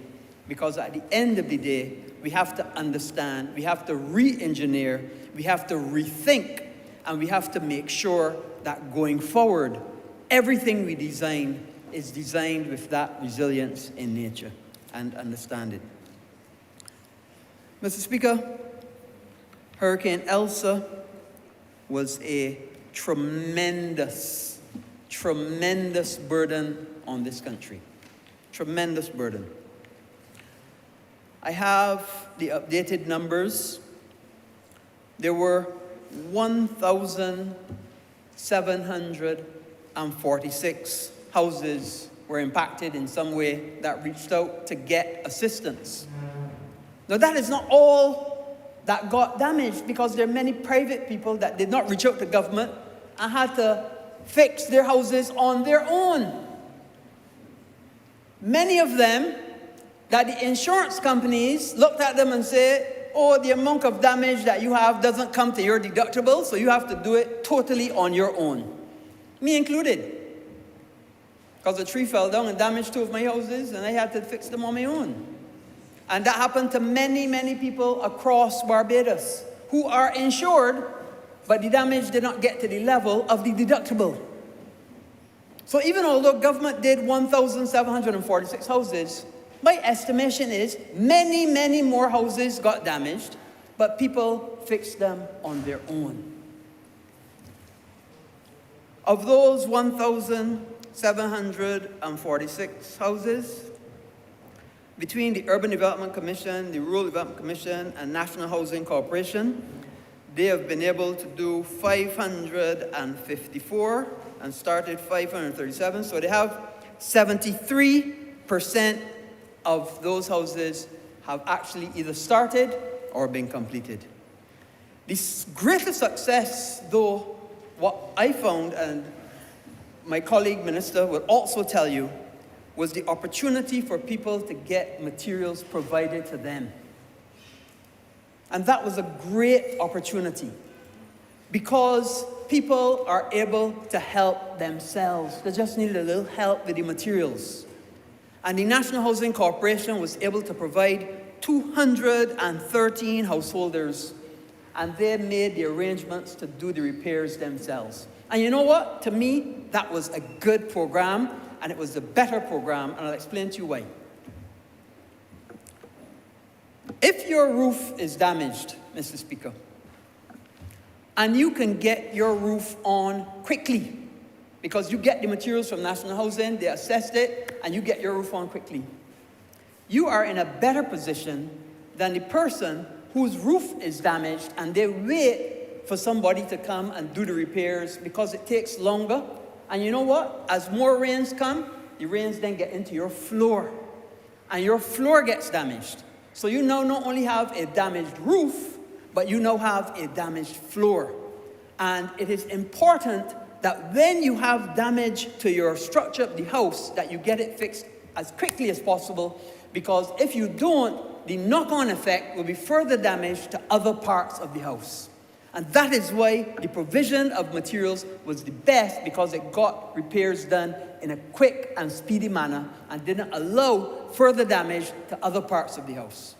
Because what we found in this response, Mr. Speaker, is that the houses that we got done quickly had less repairs to do than the houses that took longer. Because the longer the floor, especially, and the walls were exposed to the environment, the more repairs were required. And this is an important part of this legislation as well. Because in the beginning, because remember, we started with the freak storm. People forget the freak storm, that we had to spend about $3 million in. And then we came to this. Now, in the beginning, all of the repairs were done strictly from central government. All of it was done strictly from central government. And none of the repairs, none of the money was accessed from the Catastrophe Fund. In fact, we have estimated that the cost to complete this whole matter, to fix all of the houses and all of the expenses, would in fact be more than what is in the Catastrophe Fund anyway. We're looking at the total to be, I think it's 93, in the order of $93 million. The total in the order of $108 million is what was visited on Barbados with that hurricane. Can you imagine, Mr. Speaker, if we had a Category 2? Can you imagine if we had a Category 3? If a Category 1 hurricane, for a short period of time, caused $108 million in damage. We, as a nation, have to understand how important design and resilience is for us. We have to appreciate that we are in a hurricane belt. We have to appreciate that hurricanes are going to be coming more frequently and more ferociously. And we have to design for that. And it doesn't only mean designing houses. It means designing roads. It means designing hotels. It means designing buildings with the understanding that more and more of these disasters will likely be coming our way. And I'll give you an example to how you can design resilience in a road. Normally, when we do a drain, a culvert for a road, which is what takes the water away from the road, it is of a certain size based on the volume of water you expect. And it is a volume rate to volume ratio for the size of the culvert. These days, with building resilience, what we have found is that culverts have to be wider and deeper to be able to carry a greater volume of water in the period of time it's expected to carry it. That is one way of doing resilience for roads. The camber of the road, camber is the curve of the road. A lot of people don't appreciate, they think a road is flat. Roads are not designed to be flat. They're designed to carry the water away from the middle to the sides. What we found is to be able to take that water away faster, we had to change the camber of the road, which is the hump. The middle part is higher than the sides, so that water is diverted from the front, from the middle, into the sides, on into the drain. The thickness of the asphalt, the type of material used, not limestone, but changed into granite, so that we don't get water seeping through the cracks and forming holes and destroying the road just because we get a little rain. Because you're going to get more and more rain, and you have to design for that. From a hotel point of view, we encourage hoteliers not to have any hotel rooms on the ground floor, but raise it up so that you reduce the risk of storm surge, so that you reduce the risk of flooding in habitable areas, so that the design is to category 4 and not to category 2, so that the windows are designed better to be able to take the higher force winds. And of course, when we come to houses, the gradient of the roof, a higher gradient. A higher gradient, my colleague is saying pitch, I think gradient. We can understand pitch and gradient, both the same. And a design, be it rather it is hip or gable, but designed so that it can withstand the winds. But we go further, and this is the important part of this, is to give householders an opportunity to be able to access the catastrophe fund, not after the catastrophe, but in advance. Those below the poverty line, we are given an opportunity for them to retrofit hurricane straps and collar ties. The hurricane strap will join the rafters of the roof to the walls of the house. In the past, the legislation did not allow this, because the legislation said you could only benefit from the catastrophe fund if you were the victim of a catastrophe. We are saying, let's do that stitch in time and save 9. Give us the opportunity, once this legislation is passed, so that we can use the funds from the catastrophe fund, not to respond only after reactive, but let us be proactive. Let us give people who are below the poverty line a chance to retrofit by putting hurricane straps and collar ties to make their roofs more resilient. And that is part of what this legislation is about. Because we have to appreciate that it is not only about being reactive. It's not only about reacting after an event, that there are many, many things you can do in advance of the event and reduce the problems that happen after. That stitch in time. That stitch that is absolutely essential. That stitch that will save us as a country, save us as a nation. And not only about saving money, impacting on people's lives. Impacting on people's lives. Mr. Speaker, I'm sad to say, but there's still people who are in accommodation because there are difficulties getting their house repaired. Difficulties in land issues. The landlord say, I want you off this land ever since. And now that the highway come and blow down the house, you can't build back here. We have seen it reported in the press left all the time. And that's an issue that we have, and we're having to find new accommodation for those people. It's a problem for us, but we deal with it. But you know what, Mr. Speaker? You know, I hear all the time people saying this should have been done ever since, and so on, 70% done. You know, Puerto Rico of the great United States, Mr. Speaker, had a hurricane called Maria a few years ago. You know, they're still responding to Hurricane Maria. 4 years, almost 5 years on.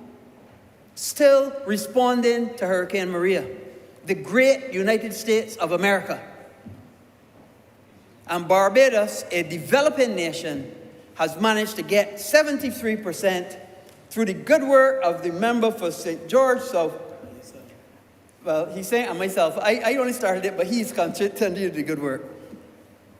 And the people from the National Housing Corporation, the Urban Development Commission, and the Rural Development Commission, 73% started or completed in a year. I think that they've done well with minimal resources. And the issue obviously has been finance.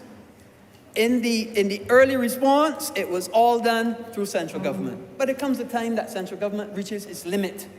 And there are other pressures on the central government's purse. And this is now, once this legislation is passed, it gives us an opportunity to access the catastrophe fund. But that's what it's there for. The catastrophe fund is there to support the government and support the people of Barbados when there is a catastrophe. Well, Mr. Speaker, if 1,700 houses being damaged, of which 500 and something, almost 600 being destroyed, is not a catastrophe in this country, then what is? Other than a pandemic, that's also a catastrophe. So, this legislation will give us an opportunity.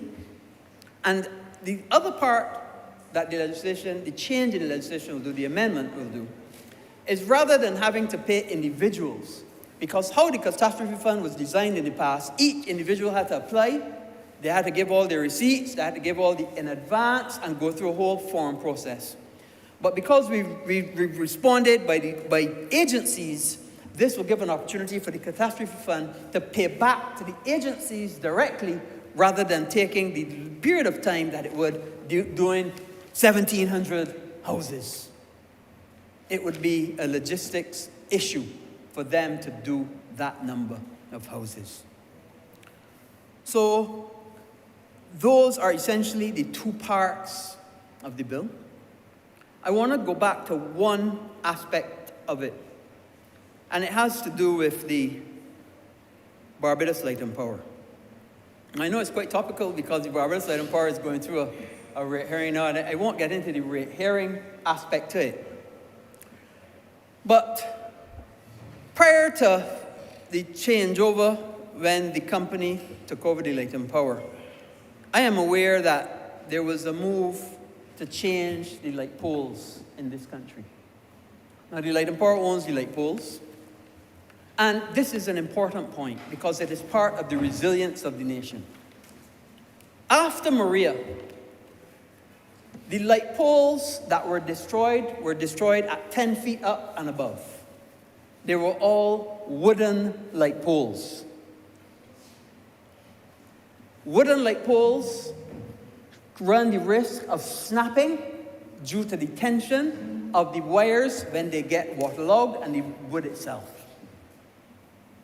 A proposal was put before the Barbados Light and Power to make a lighter but more efficient light pole made of a hollow concrete. This would not mean changing all the light poles. It would build resilience in because a concrete light pole of the same weight or less than the wood can resist what we call torsion and tension. Now, torsion and tension is the ability to flex and bend of the pole and run the risk of fracture. And these light poles would have not had to be placed all over. You do that as in terms of what we call redundancy. So as one light pole has to be replaced, you replace it rather than with a wooden light pole, you replace it with a concrete light pole. They do 5,000 light poles a year, I'm told. So that means there are 80,000 light poles in Barbados. So in about 14 years, 14 to 15 years, they had been able to replace all of the light poles across this nation with a better, more resilient light pole, making the country more resilient to be able to provide electricity after a catastrophic event. You know, Mr. Speaker, they shelved that when the company was changed. They shelved it. They shelved it because they said, oh, where we come from, they got a lot of wood. And in any event, if they have a catastrophe, they ain't got nobody to sell electricity stuff, so they're in a rush to put back in the electricity service. Why disagree with that? And I think that a company focused on the bottom line and not understanding their social responsibility, I have a problem with. Because companies in this country, and companies that are essentially monopolies, whose responsibility it is to provide an electricity service to the houses and the businesses of this country, should do everything in their power to make sure that their infrastructure is protected. Now, if there's an opportunity out there for a better, improved light pole that they could have put in over a period of time to make the light poles and, by extension, the electrical infrastructure better in this country, they should have done it and not focus on the bottom line. And we have to understand, we all have to live in this place together. And if it wasn't for the hardworking people of this country, there'd be no Emera and Light and Power because there's nobody to buy their service.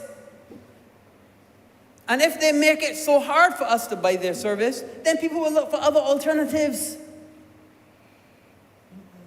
So, Mr. Speaker, this is very, very important for those that have been impacted by this catastrophe, so that we can get all the houses that have not been started and finished. This is very, very important for our nation, so that the people that have had this stress put on them can be put right and made whole again. You know, today, there's a saying, today for me, tomorrow for you. This time you were not impacted, but it doesn't mean next time you might not be. And we may have to come back and access the catastrophe fund again. And the whole concept of building for resilience. I remember when I was Minister of Transport, we used to have to go and clear the sand in St. Peter by the salt pond, because the concept of preparing in advance is important. We would have a meeting with the Prime Minister and all the various ministries in advance, getting all the gullies cleared, getting all the trash out of the gully. Sailor Gully is one that comes to mind because that was the biggest one to do. I remember when the Constitution River had to be done, coming up to the Globe, because if that is blocked, then you have flooding going back to your area, Mr. Speaker, all the way back up the hill. All of this is about preparation. So if we understand preparation when we expect high winds and when we expect floods, we have to understand preparation for the average householder as well. And let me be clear, all of these people who have gotten back houses, they have to sign off so that for 10 years it remains the property of the government, and then only after that, then it goes out to them. So it's not a free ride. It is understanding that the government of Barbados is coming to assist you because this is a caring government. This is a government that is prepared to stand shoulder to shoulder with you and make sure that you are made whole again. And that's what this is about. So once we get this legislation passed, we get the access to the catastrophe fund, we can expedite and get these repairs and replacements done as quickly as possible. That's part one with the Urban Development Commission, the Rural Development Commission, and the National Housing Corporation.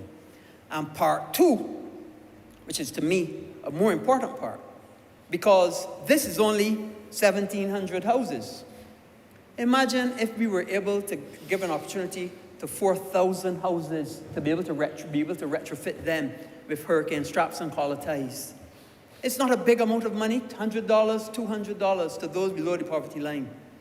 But that 100 or 200 spent then may save 50,000, 60,000 in a new house, or 25,000 in repairs. Well, it's a no-brainer. But the catastrophe fund never allowed it.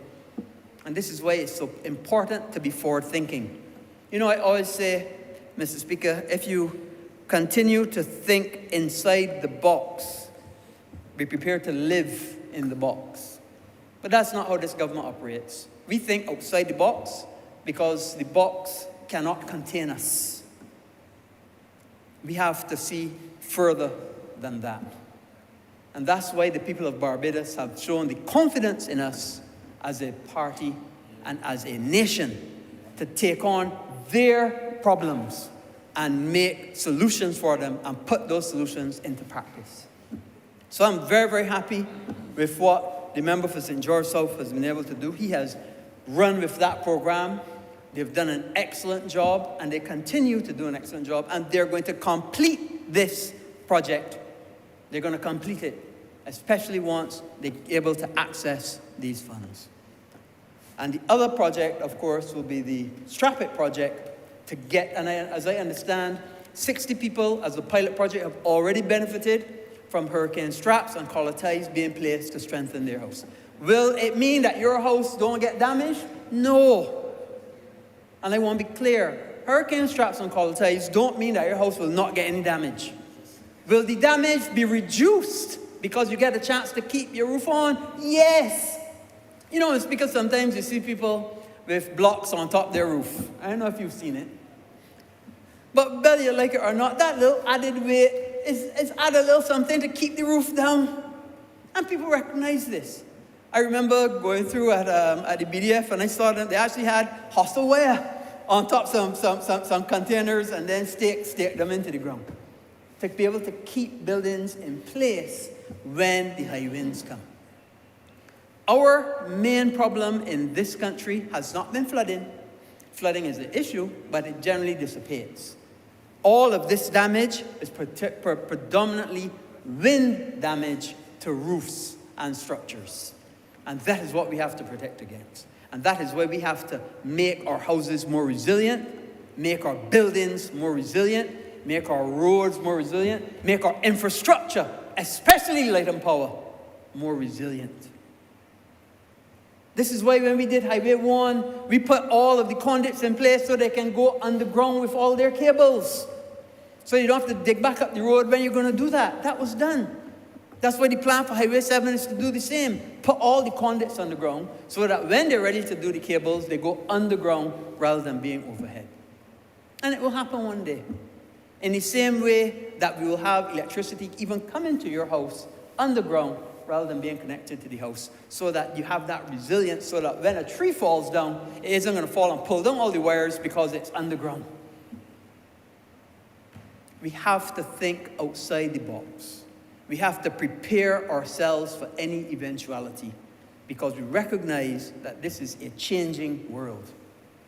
This is a changing world that is caused by climate change, which we as a nation are at the forefront of. You know, I heard the president of Pakistan saying that they contribute an infinitesimal amount to global warming, but they're at the forefront by virtue of a third of their country being flooded.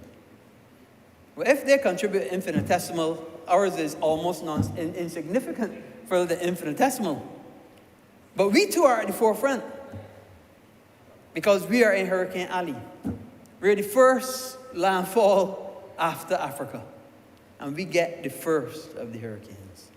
And that is why we have to appreciate and understand that we must build with that knowledge in mind and build in resilience and have the catastrophe. And, you know, when I think back, the wisdom of our forefathers and those that went before us to put this catastrophe fund in place was a fantastic idea. Where would we be now if we did not have this fund in place? Where would we be now?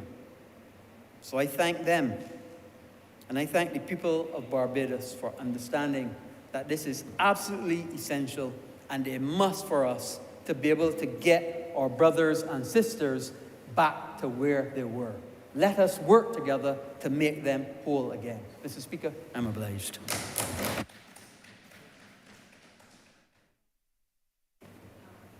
Honourable need to move that the bill be read a second time.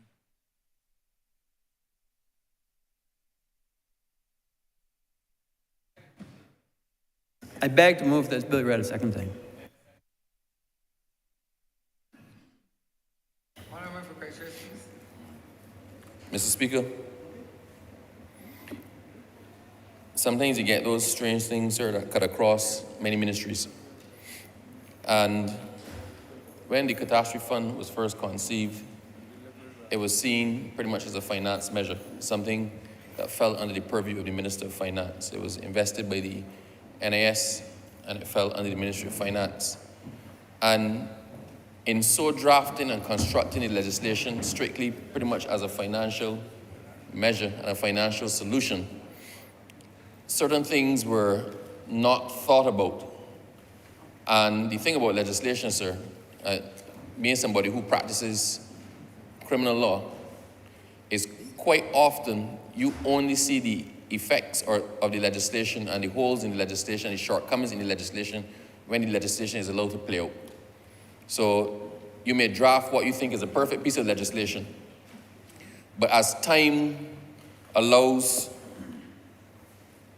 that legislation to be interpreted, or time allows for that legislation to be put into practice, you then sometimes see where certain things were not considered, or times have moved on that certain things now warrant consideration. This is one such case, sir. Now, my friend, sir, from Christchurch, West, has taken us through the construction and practical and technical aspects of it. I mean, he used words like gradient, sir, when simple people like you and me would use words like pitch. But he took us through the technical aspects of it and explained why the amendments were necessary. I do realize, sir, that quite often people distrust amendments to legislation. When amendments come in short order, people sometimes question them. When it's amendments to a fund or access to the funds in a fund, then it raises certain questions. And I wish to, by explaining what the actual amendments are and where the differences lie, dispel some of those questions before they even arise. So, sir,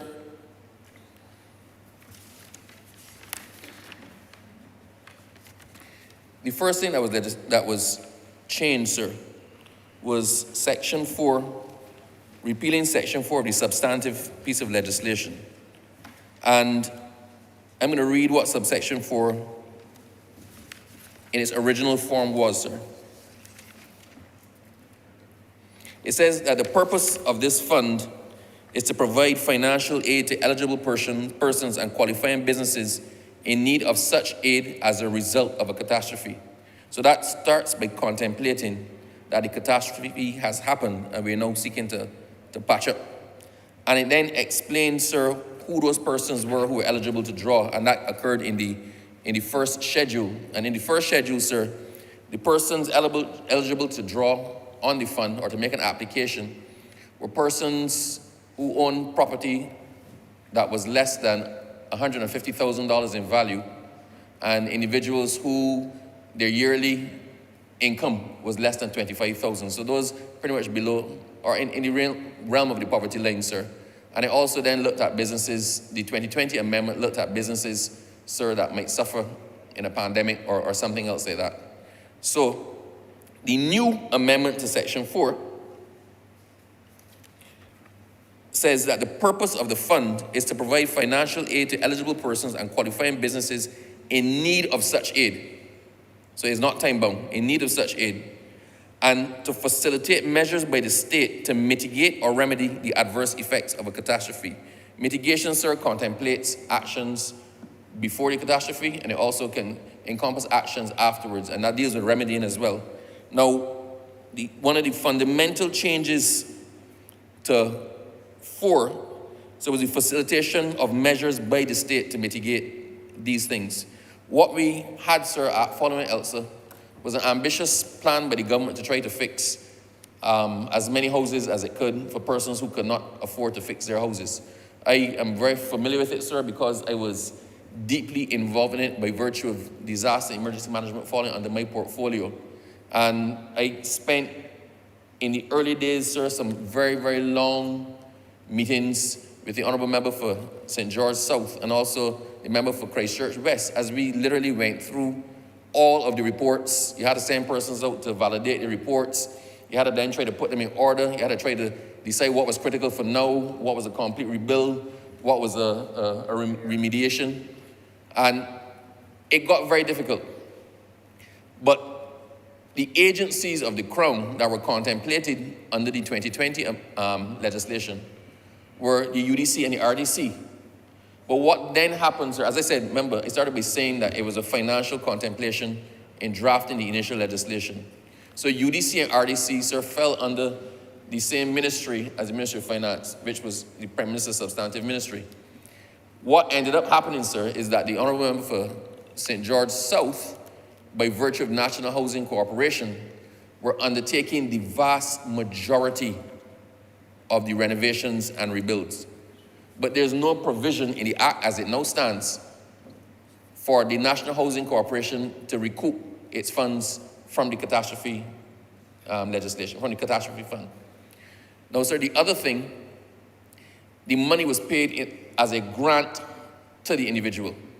So the person made a claim on the fund and it was paid as a grant.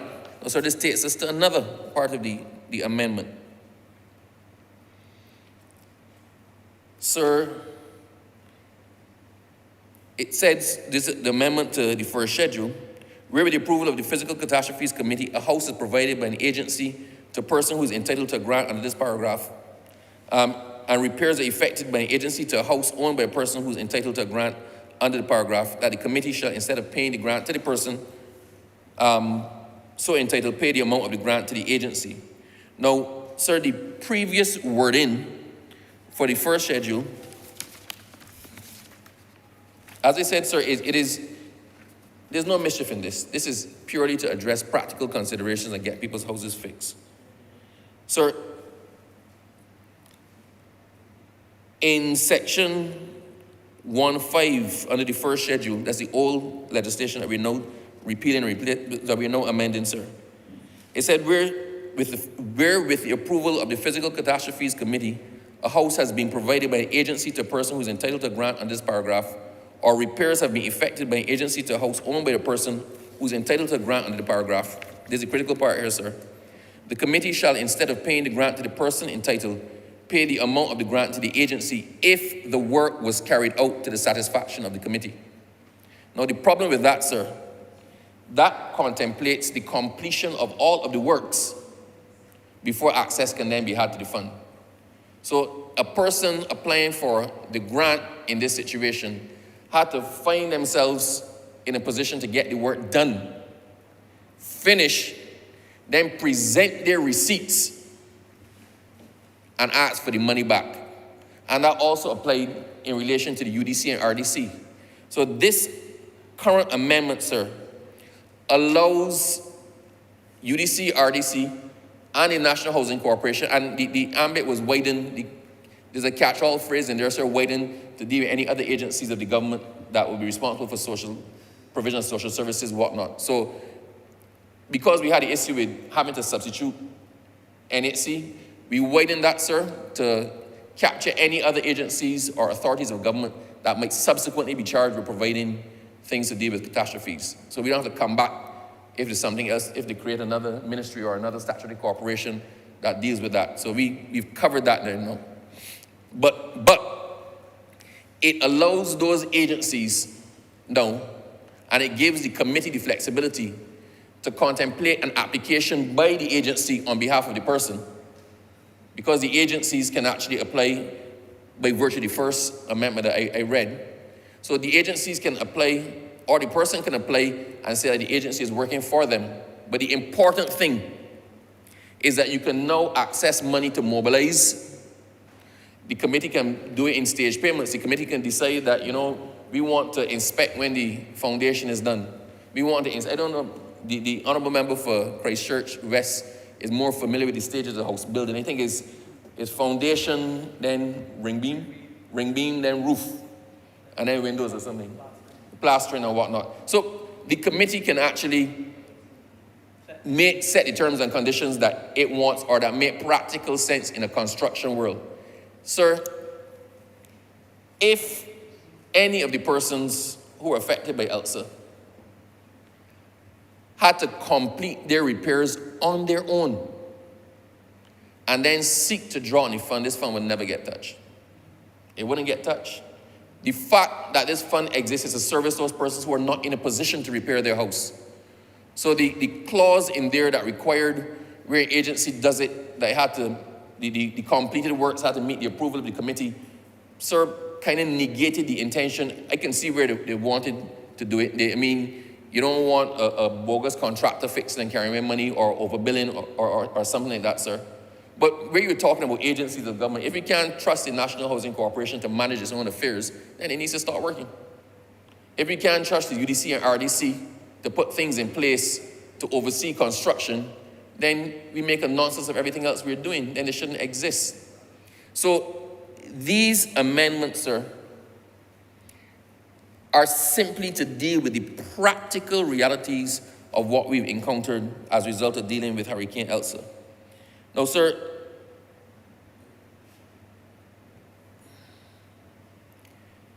when we started to try to prioritize the works and we started to allocate the contractors, the government had to try to find the money from somewhere, right? The fund was not accessible or available because we needed to amend the legislation. The government had to try to find the money from somewhere. So we ended up with a situation, sir, where, quite frankly, we were overwhelmed by the amount of construction that had to take place. So in addition to having shortages of materials, you had a situation where you're pulling from a very small spot because we're going through difficult economic times. You're starting houses, everybody constructing at the same time, everybody's calling for money at the same time, and you ended up in a situation, sir, where some of the construction and repairs had to pause. So you're going to see the houses chipping up initially, but then the money dried up. So you have a situation, sir, where you have half-finished houses, but we don't have the money to finish them. And we couldn't draw for the money to finish them because the clause as it stood just now required the completed house done by the agency to the satisfaction of the committee. So this now, I think, more captures what was contemplated at that time and what makes practical sense. It doesn't make sense otherwise. Not a cent from the catastrophe fund was put or applied to what was probably the single biggest catastrophe that we had in living history, because as drafted, it didn't permit it. But that is something, sir, that I can understand why it did not go in initially, but it's one of those things that it becomes obvious after you have to deal with the subject matter of the act, and then you butt the stumbling blocks because of how the act was drafted. So, the act also, the amendment also, sir, widens the discretion and ambit of both of the committees, the Physical Catastrophe Committee and the Economic Catastrophe Committee, sir, in relation to businesses who can stand to benefit. So, as it stood before, the businesses could benefit for economic disruption. So if you had a business, sir, that I think the contemplation at the time was, because of the pandemic, put in something to cover businesses who suffered economic hardship as a result of the pandemic. But as drafted now, sir, this also factors that we have to look out for very small businesses whose annual turnover is less than $500,000. So those are the home businesses, sir. Those are the single-person businesses. Those cover the entrepreneurs, where, quite frankly, if we don't put you in a position to secure your business and not just recover economically afterwards, but to secure your business even by the same hurricane straps, then when your business blows away, when your roof blows off and you can't fix it back, then the 3 or 4 people that were working for you now have no job. And those persons then have to be taken care of by the state through the social services. So as the Honourable Member for Christchurch West indicated, sir, it's a cost-benefit analysis. It is cheaper to take the preparatory security steps now. It is cheaper to buy hurricane straps and apply those to a roof than it is to try to put back on that roof after the roof was gone missing because of some high winds. And we need to also be realistic, sir. Things are not getting better with the climate. Every single year, we up our expectation of what bad is.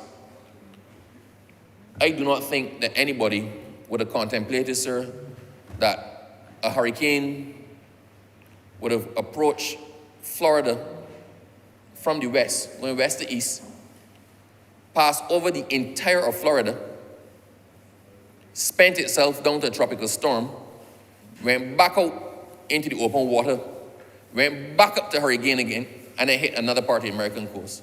We wouldn't have contemplated that last year, but this is our new normal.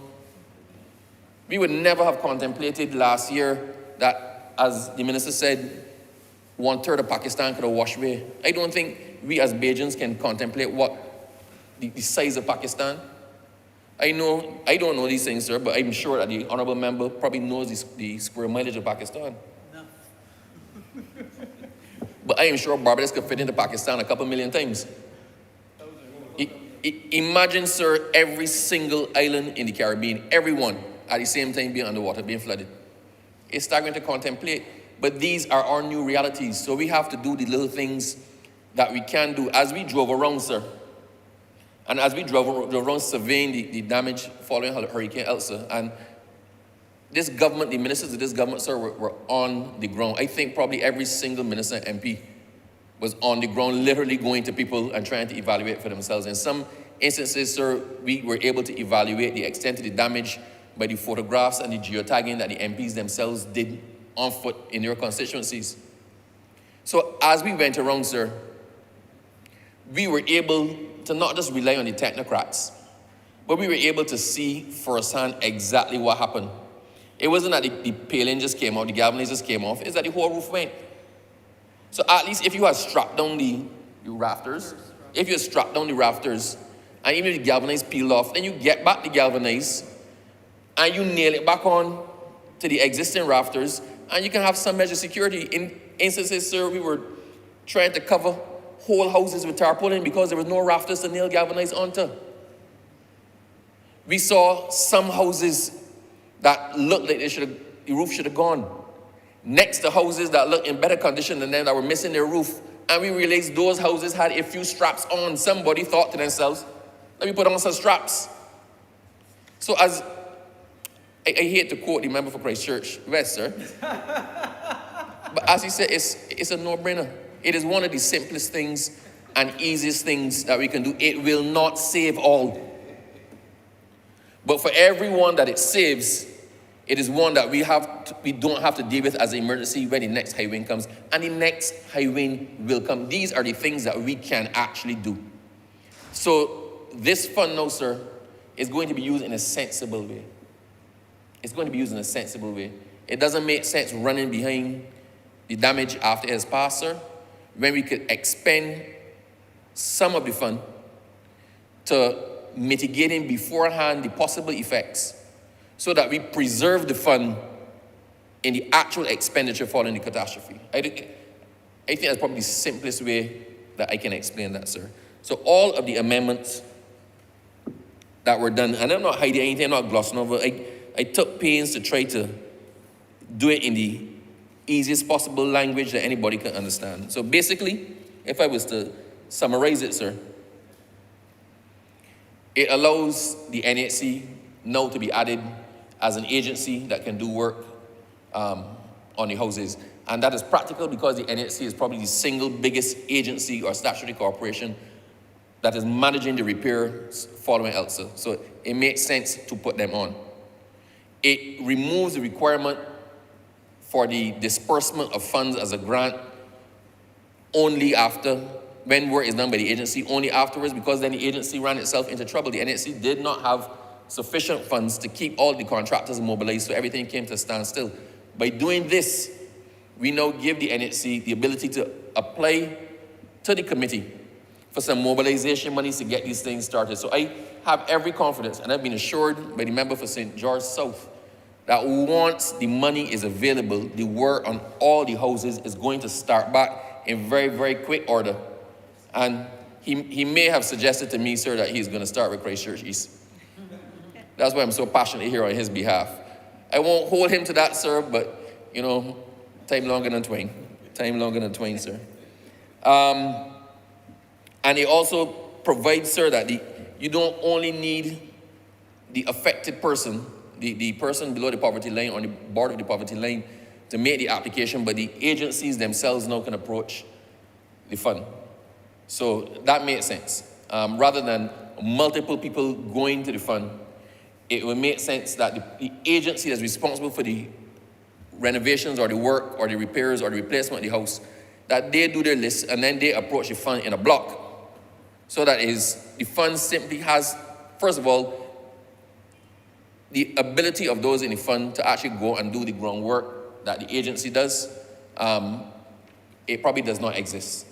National Housing was set up for that. It has infrastructure for it. It has a build for it, which would not necessarily be an expertise held by the committee. So NHC is the proper person in conjunction with DM to actually verify the damage, do scope of works, engage the contractors, and then present the case to the fund as to what they need. So it's just a tidy arrangement all around.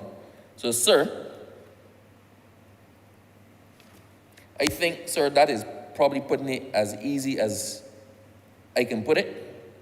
And I completely support the amendments to the Catastrophe Fund. I think that these amendments simply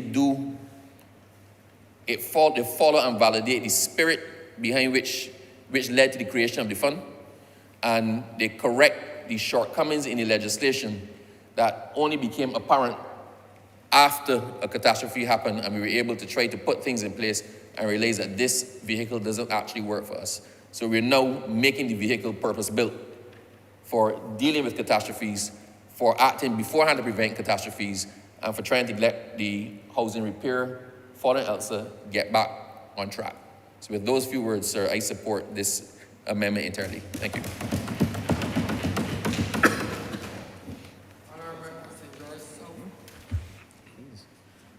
Thank you, Mr. Speaker. I rise in this chamber, Mr. Speaker, to support the bill which would amend the Catastrophe Fund Act 2020. And Mr. Speaker, at the outset, I want to thank the member for Christchurch West and also the member for Christchurch East who spoke before me. And Mr. Speaker, the member for Christchurch East spent many hours dealing with this piece of legislation, and you can listen how he went through every single word and every single line in the amendments presented here this afternoon, that he clearly understands what is needed and what has to be done to bring relief to our citizens, and also to prepare for any catastrophe by utilizing the fund in the most, what I call, efficient and seamless way, without any obstacles, the ability of the three agencies to access the fund. I will speak to some of the challenges presented prior to us accessing this fund. I also want to thank the member for Christchurch West, and I'm not wrapping up. The reason why I'm thanking these members, because this has been a mammoth task to wrestle with 1,746 houses. I want to thank the member for Christchurch West who led this debate this afternoon for these amendments, and also I want to thank him because he was at the forefront when Hurricane Elsa struck this country back in 2021. It was July the 2nd. He was at the helm, and it started, you know, it's ironic because it all started with the DM and the member for Christchurch, who said, you know, every single member in this chamber were out. We had to assess damages, even though the DM was charged with the responsibility under the member for Christchurch. We still saw it fit as true soldiers and servants of the people of this country. We braved the weather, and we journey in every nook and cranny across Barbados and every constituency. I can tell you, in St. George South. Every single house has been damaged. I journeyed from Watts Village, from South District to Watts Village to Boarded Hall. Then I move into Easton. I move into Buttles, Brighton, all the areas, Bide Mill, Todd's, Greens, to assess every single damage. And I recall a good friend of mine who's no longer with me, who was deceased in June this year. He traveled with me to every single home. And the Lord rest him peacefully and where he is at this moment. Romaine Mears, a.k.a. Pepper, one of my youngsters who journeyed with me. And Mr. Speaker, why I went there, because when we looked at the stars and our Prime Minister said to us, we have to take it on. We must bring relief to the people of this country, must address the aftermath of Hurricane Elsa. And many families suffered. And while I thank, I said in this chamber last week, the Ministry of People's Empowerment and Elder Affairs, and I'm going to go there. I won't be long. I will wrap up shortly. I'm just finding the statistics. But I think at the end of the year, we have 107 persons now in accommodation. I want to thank the Minister of the Ministry of People's Empowerment and Elder Affairs, his Parliamentary Secretary, the former Minister, member for St. Thomas. We house some 107 persons, and there are more. These are only those persons reported by the agencies that have been housed by the Ministry of People's Empowerment. And we have used private as well as communal facilities being paid for by this ministry at the Nazarene Church, Foursquare, the Sons of God Apostolic Church, and Codrington College, while 28 others are being accommodated at facilities being paid for by the Rural Development Commission. And if you understand, there's a cost to all of this, and this is a cost that's been borne by the government, continues to pay for persons in accommodation. And don't let me forget the Ministry of Agriculture. People's Empowerment has expended $930,000 so far. Their projections to the end of the year, if we keep these persons in accommodation, would be $1 million in expenditure would be required to accommodate clients until the end of this year. We need to stop there. This government is really a caring government.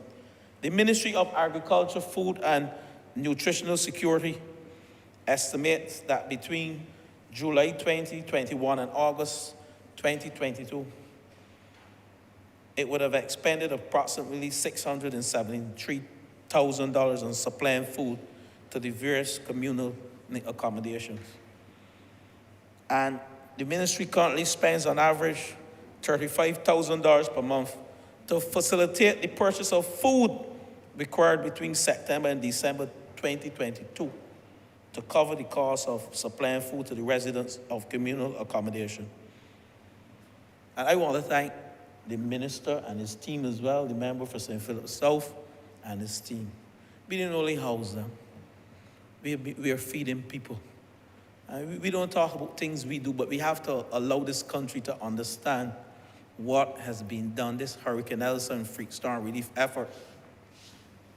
We have to take our hats off to the Prime Minister and the various ministries who during these tough economic times through COVID, we had to battle with COVID, and we were still able to address these challenges: food, housing, accommodation. But I want to thank the member who led off again and the member for Christchurch East, because the amendment speaks to national housing and the agencies accessing the financing through the Housing Credit Fund before the work has been done. That is a critical amendment. The Catastrophe Fund. That's a critical amendment to the catastrophe fund, to access the funds before the work has been done. And we don't need receipts to show work has been done. We have trusting agencies, and as the member for Christchurch has mentioned, the National Housing Corporation is set up, as well as the Rural Development and Urban Development is set up to manage these financial affairs of the agencies as we seek to bring relief to these 1,746 households in this country. But I want to end off by speaking to the effort. And I heard the member for Christchurch West, he quoted the numbers correctly. We provided material to some 213 households. That represents some 12% of the total houses that have to be rebuilt by the 3 agencies. And if you take out that, as well as homes that will be built by the East-West Partnership, which is about 2%, then repairs and rebuilds across the agencies total 86% of the total repairs and rebuilds across the agencies. And I again want to thank the Rural Development Commission, the staff there. I again want to thank the staff at the Urban Development Commission, and the staff at the National Housing Corporation. The 3 agencies, we meet weekly to address and discuss the way forward, and also the Ministry of People's Empowerment. We meet weekly to address these issues with scarce resources. I said here last week, and someone asked me what I mean by a war chest, but you would understand what I mean by a war chest, Mr. Speaker. We don't have a war chest. We are now able to access these funds, and 72% of these rebuilds and repairs have started. But the thing about it, we have some 225 still to be mobilized, and I'm happy that this amendment has come at such a time, because with this amendment, we are able to access the catastrophe fund so we can mobilize now these 225 families whose houses have not been touched. There's a small percentage, some may say, out of 1,746, that's about 20%, but it's a lot. One household is a lot. You may talk about only 225, but in one household, you may have 7 or 8 persons. You may have 3 persons going to school who don't have internet, who can't do the homework, who have to go to the community center, or who have to beg a friend to let them use their house or their room to get their homework done. But this is fundamental. So I am happy that we're able to access these funds so that we can bring relief to the entire project. Now, let me end off by speaking to National Housing Corporation. Rebuilds and repairs total some 1,400, like I said, and 96. But when you break that down across the 3 agencies, National Housing is responsible for some 75% of the repairs. 75%. Rural and urban, they have 12 and 13 respectively. So you have 757 houses to be repaired, and National Housing has responsibility for repairing 570 of those. That's 75%. All right, so most of the work within the repairs are centered around the rural corridor, suburban rural corridor. But even if it's only 95 within the urban corridor, 95 households are a lot. 2 households are a lot. So we may speak to, National Housing, yes, and I'm happy that National Housing can access these funds now, so that the majority of persons who have been damaged by Hurricane Elsa, the repair work can be done quickly. And we intend to finish this project once funds are made available to us through the catastrophe fund by the end of the year. Now, the rebuilds, I mentioned repairs totaling some 757. The rebuilds across the 3 agencies are 739. National Housing Corporation is responsible for rebuilding 323 of that 739. That equates to 44%. The rural development, 26%. The urban development, 25%. And east-west, 5%. That gives a total of 100%. The rural development is responsible for 191 rebuilds, while UDC, urban development, 188. So we see the efforts by the three agencies to have wrestled with 73% of the total number, either starts or work in progress, is remarkable. And I am confident, I speak on behalf of the three agencies, as I stand here, we have meetings. I am confident with these amendments before the chamber today, we will be able to bring total relief to all 1,496 that are remaining, having given material to some 213 from National Housing, and the others are work in progress and some still to be touched. So, Mr. Speaker, I'm not going to get into the details of the amendment. I don't want to repeat the member for Christchurch. He did an excellent job in explaining to you this afternoon why these amendments and how we did it with the ability and we were taught to access these funds before the catastrophe and the need to bring some efficiency and seamlessness to the operations as we seek to bring relief to our citizens, the 1,746 households in this country. So, Mr. Speaker, with those few words, I thank you for giving me the opportunity to speak on this very important amendment to the Catastrophe Fund Act 2020. I'm obliged.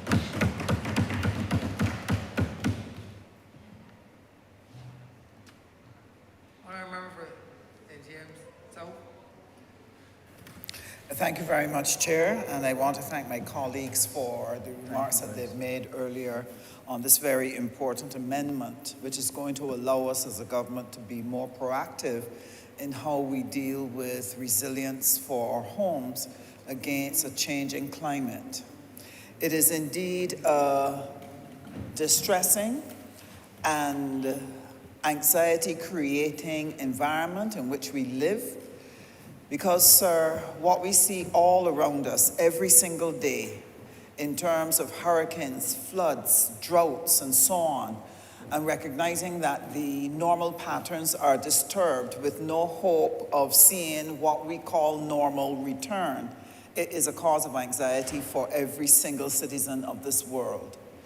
And I am very grateful for the work that has been done by the agencies coming through ELSA and spending the time working with my constituents, looking at the damage, looking at how we can address the problems that they were experiencing.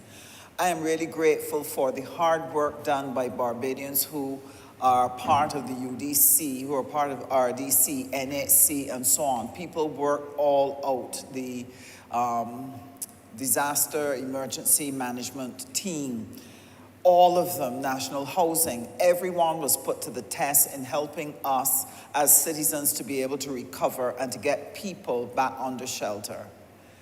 And for me in St. James South, one of the hardest hit was Durance.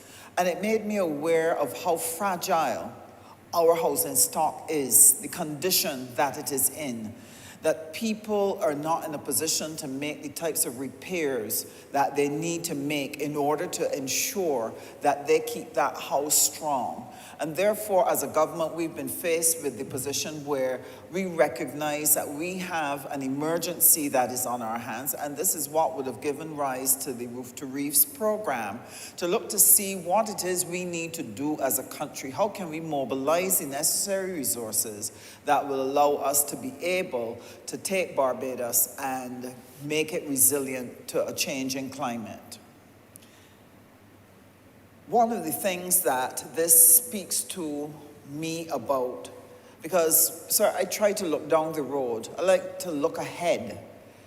And when it comes to the issue of housing stock, I remember an experience I had when Ivan had devastated Grenada, and I'd had the opportunity to speak with a minister who was returning to that devastation, who had been called urgently by her Prime Minister and asked, please, I need you to come and do the coordination because our country is devastated. I'm trying to cope with what has happened at my home, what's happened in my constituency. I need somebody to deal with the overall coordination of this problem. And I'll never forget, we met up a little time later, and I remember her words to me. She said, the greatest damage and greatest death did not occur during the hurricane. It occurred months after the hurricane, as people who had lost their homes were faced with the devastating reality that they did not have enough time in front of them to build another home. That when a roof pops and blows, everything inside of that home now is damaged.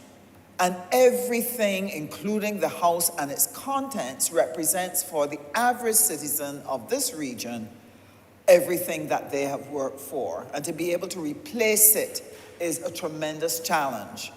And that is why this proactive approach to be able to make the necessary amendments to the Catastrophe Fund to enable the NHC to do some work to build that resilience is so important. But the main point that I want to make this evening is that it is not only what government is going to do to help build resilience, to protect us against damage. I'll never forget, as someone was speaking about the Pakistan floods and the impact that that will have on agriculture. And again, the things that would have happened in Florida, the impact that that will have, that our food security then becomes threatened within these catastrophes. And therefore, what it says to me is that as a country, Barbadians have to think through a different way of managing their lives. That we cannot go back to a place where we develop that comfort that somehow the systems around us will continue to work in the way they've worked in the past, and that we will always be able to get food, that we will always be able to dodge a bullet with a hurricane. And it says to me that we have to help our citizens to wake up to the fact that there are catastrophes that can sometimes be outside of the reach of a government to solve, but requires an entire country working together to resolve. And this is the call I want to make to Barbadians today. That one of the things we have to do, and the Ministry of Agriculture has been working assiduously on a program, we need to start, for example, to grow our own food. That every household must develop the capacity to be able to put some food on the table in case of a disaster. Just this week, one of my constituents who was able to be a part of the feed program, I stopped and asked him how the flooding had affected him. And he said, Sandra, I lost everything. I lost everything. That flood carried away everything that I'd been working for over the past few weeks. And I got to start from scratch. But I'm strong, I'm resilient. So it means that we have to look to embrace the new ways of doing agriculture. We have to look at new ways of building sounder structures, that citizens have to take responsibility for looking at how am I going to make sure that my home can survive a catastrophe such as a hurricane or severe flooding. Now, sir, I know that this is a lot for Barbadians to take in. We are going through a period of rapid change. And we are now asking citizens to think differently about how they do a number of things.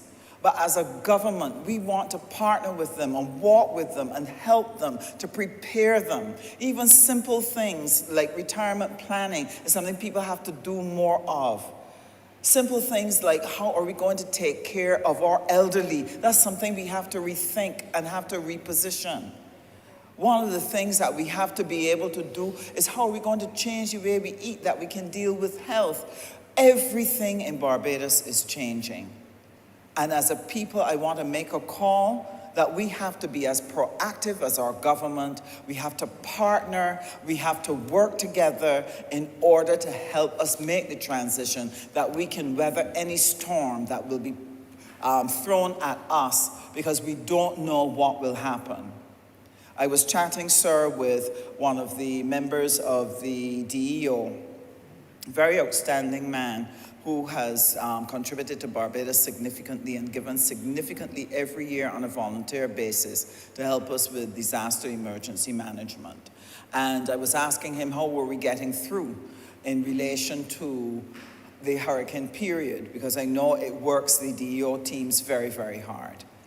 And he said, I was hoping that he would tell me that the worst was behind us. But what he said to us was that, in truth and in fact, the continued heating of the country, the continued rising of temperatures actually means that we will get more activity in the month of October. My heart sank. I said, we have got to get through another month, maybe another month and a half, and pray that we are not visited either by a hurricane or floods that seriously discommode our population. But when he said that to me, it reinforced for me as an MP that I have a responsibility to help each of my constituents understand the urgency of the hour, understand that they must do the necessary preparations, understand that they too must save and put aside funds that will help them to be able to make their shelter stronger, that they need to put aside funds and put aside time to build food security so that we can weather October and possibly November, and more importantly, next year, that as a country and as a constituency, that we sit down and work together to see what we can put in place so that when we approach another hurricane season, that this country will be stronger and better protected, because the loss of that house can set a family back and throw it into poverty and alter significantly the trajectory of the lives of every person in that household and destroy dreams. That's what we're talking about. That's how serious it is. And therefore, I want to commend the government for the proactive position in making better use of the Catastrophe Fund. I want to pray that the ones who have to do the implementation, that the work of their hands will go well, that they'll be able to do it effectively, efficiently, and quickly, and that through this, Barbados will be made stronger, and the lives and the dreams of our citizens will be better protected. I'm obliged to you, Mr. Speaker. Honourable Member for Christchurch. Yes? Thank you very much, Mr. Speaker. First, let me thank all those members who spoke and contributed to the debate. The member for Christchurch East for explaining the amendments from the legal side of things. The member for St. George South for his contribution as how he continues the program and his commitment to getting the program finished. And the member for St. James South for bringing that side of it, that human face, to understanding the problems that are associated with these catastrophes. Mr. Speaker, I'm going to try to put a little context to it. For those of you who've had to build a house, one house, imagine the difficulties that you had to build one house. You had to get the contractor. Maybe you had to get the painter. You have to make sure that you have the appropriate funding. You have to make sure that everything is paid, that the workmen get paid timely. You know, if they don't get paid at the end of the week, what's happened, men is fine cutlasses and thing. You have to make sure that you pass all the various regulations. You have to make sure that you're a proper distance away from the boundary, that you're not close to your neighbor. You have to make sure that you're a certain distance away from the front of the road. You have to get the GED to pass it. You have to make sure that the sewage is appropriately connected. You have to get the well appropriately covered and dug, possibly with a septic tank as well. That is one house, Mr. Speaker. Sometimes a house takes 12 months. Sometimes a private person building a house themselves could take 14 months. Sometimes they build a part of the house, live in the part, and take 3 years to do the other part. Imagine doing 500 houses in 500 different locations. Not even 500 houses in one location. 500 houses in 500 different locations with 500 different owners or hundreds of landlords, some that are amenable and some that are not. And then on top of it, simultaneously doing 600 repairs, all in the space of 12 months. A mammoth task by any stretch of the imagination. You know, but sometimes people think that you just wave a magic wand and these things are fixed because it's government. But government has additional processes, tender processes, contractual arrangements, approval of contract. All of those things in addition to what the average person doing their one house has. So I want people to understand that this was new territory for us. But this was important because it prepares us for what may be yet to come. You know, the Prime Minister often says that there's a saying that every cloud has a silver lining, but every silver lining got a cloud too. And I remember that well. The silver lining of this cloud was we were able to get some people in construction back to work. People that in the last decade, when construction came to an end and we couldn't get anything built in Barbados, we got some carpenters, some masons, some electricians working again. We got contractors able to employ people. That was one of the silver linings of this cloud. The downside of it, access to materials became an issue. Blocks became hard to get. Because remember, the vast majority working on repairs, and then people who wanted to build their new house for the first time couldn't get blocks, couldn't get workmen, couldn't get supplies, and they had difficulties, and it made their houses take longer. So we saw all the sides of it. This was a whole government effort. And it continues to be, because it ain't finished till every last person is housed appropriately, and we are going to finish it. So I want to thank not only those who contributed, but all of government. From the Prime Minister for providing the funding, from all the various agencies, from all the various MPs for feeding the information into us, for the DOs that went out and got that information. It was a whole government effort.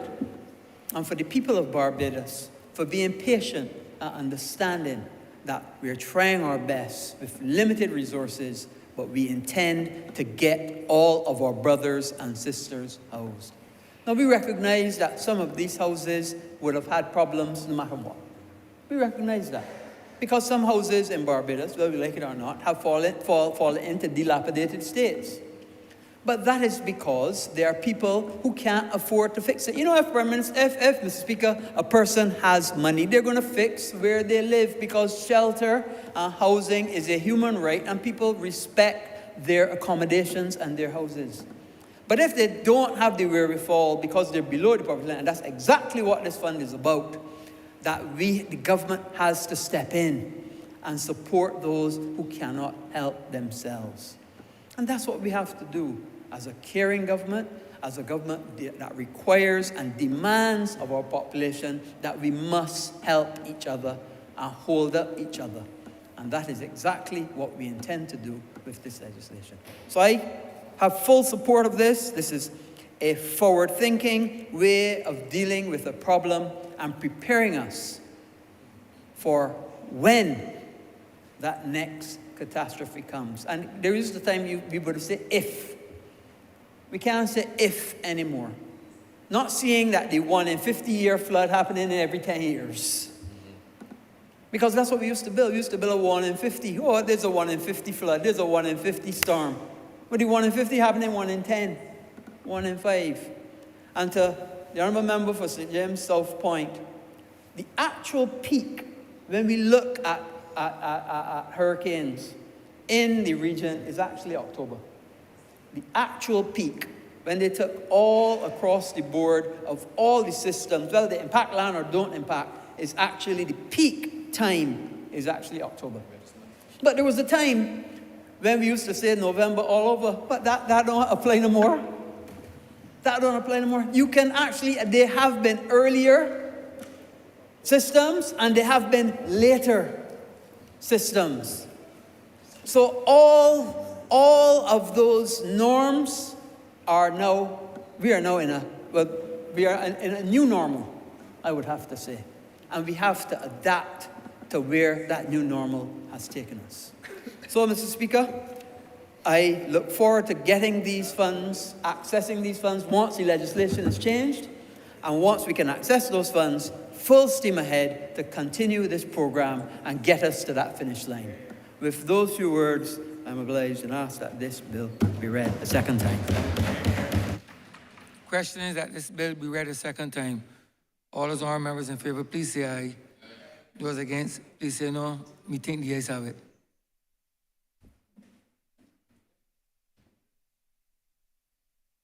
Mr. Speaker, I beg that you do not leave the chair for further consideration of this bill. Mr. Speaker, sorry, I beg to move the House resolve itself into committee for further consideration of this bill. The question is that the Speaker do not leave the chair and the House resolve itself into committee for further consideration of this bill. All those honourable members in favour, please say aye. Those against, please say no. Me think the ayes have it.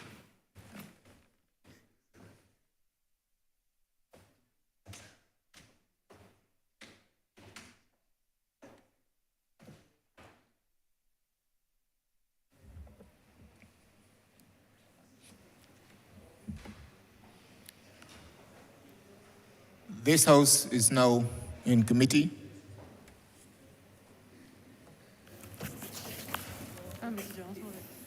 Clause 1. Mr. Chairman, I beg to move that clause 1 stand part. The question is that clause 1 stand part. All honourable members in favour, please say aye. Aye. Honourable members against, please say nay. Methinks the ayes have it. Mr. Chairman, I beg to move that clause 2 stand part. Bear to second that. The question is that clause 2 stand part. All honourable members in favour, please say aye. Honourable members against, please say nay. Methinks the ayes have it. Clause 3. Mr. Chairman, I beg to move that clause 3 stand part. The question is that clause 3 stand part. All honourable members in favour, please say aye. Honourable members against, please say nay. Methinks the ayes have it. Mr. Chairman, I beg to move that clause 4 stand part. The question is that clause 4 stand part.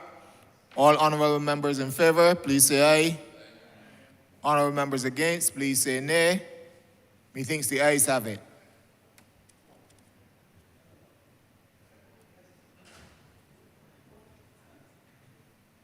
Mr. Chairman, I beg to move that you do not report to His Honour the Speaker one passage of bill in committee.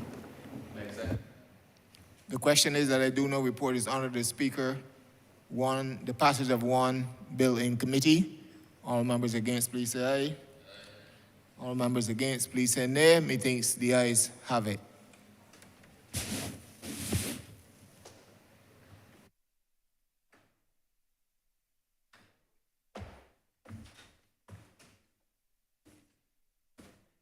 The chairman of committee is reporting the passing of one bill in committee.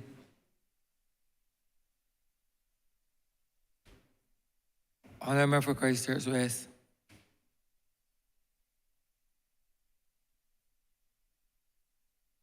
Mr. Speaker, I beg to move that this bill do not pass and be cited as the Catastrophe Fund Amendment Act 2022.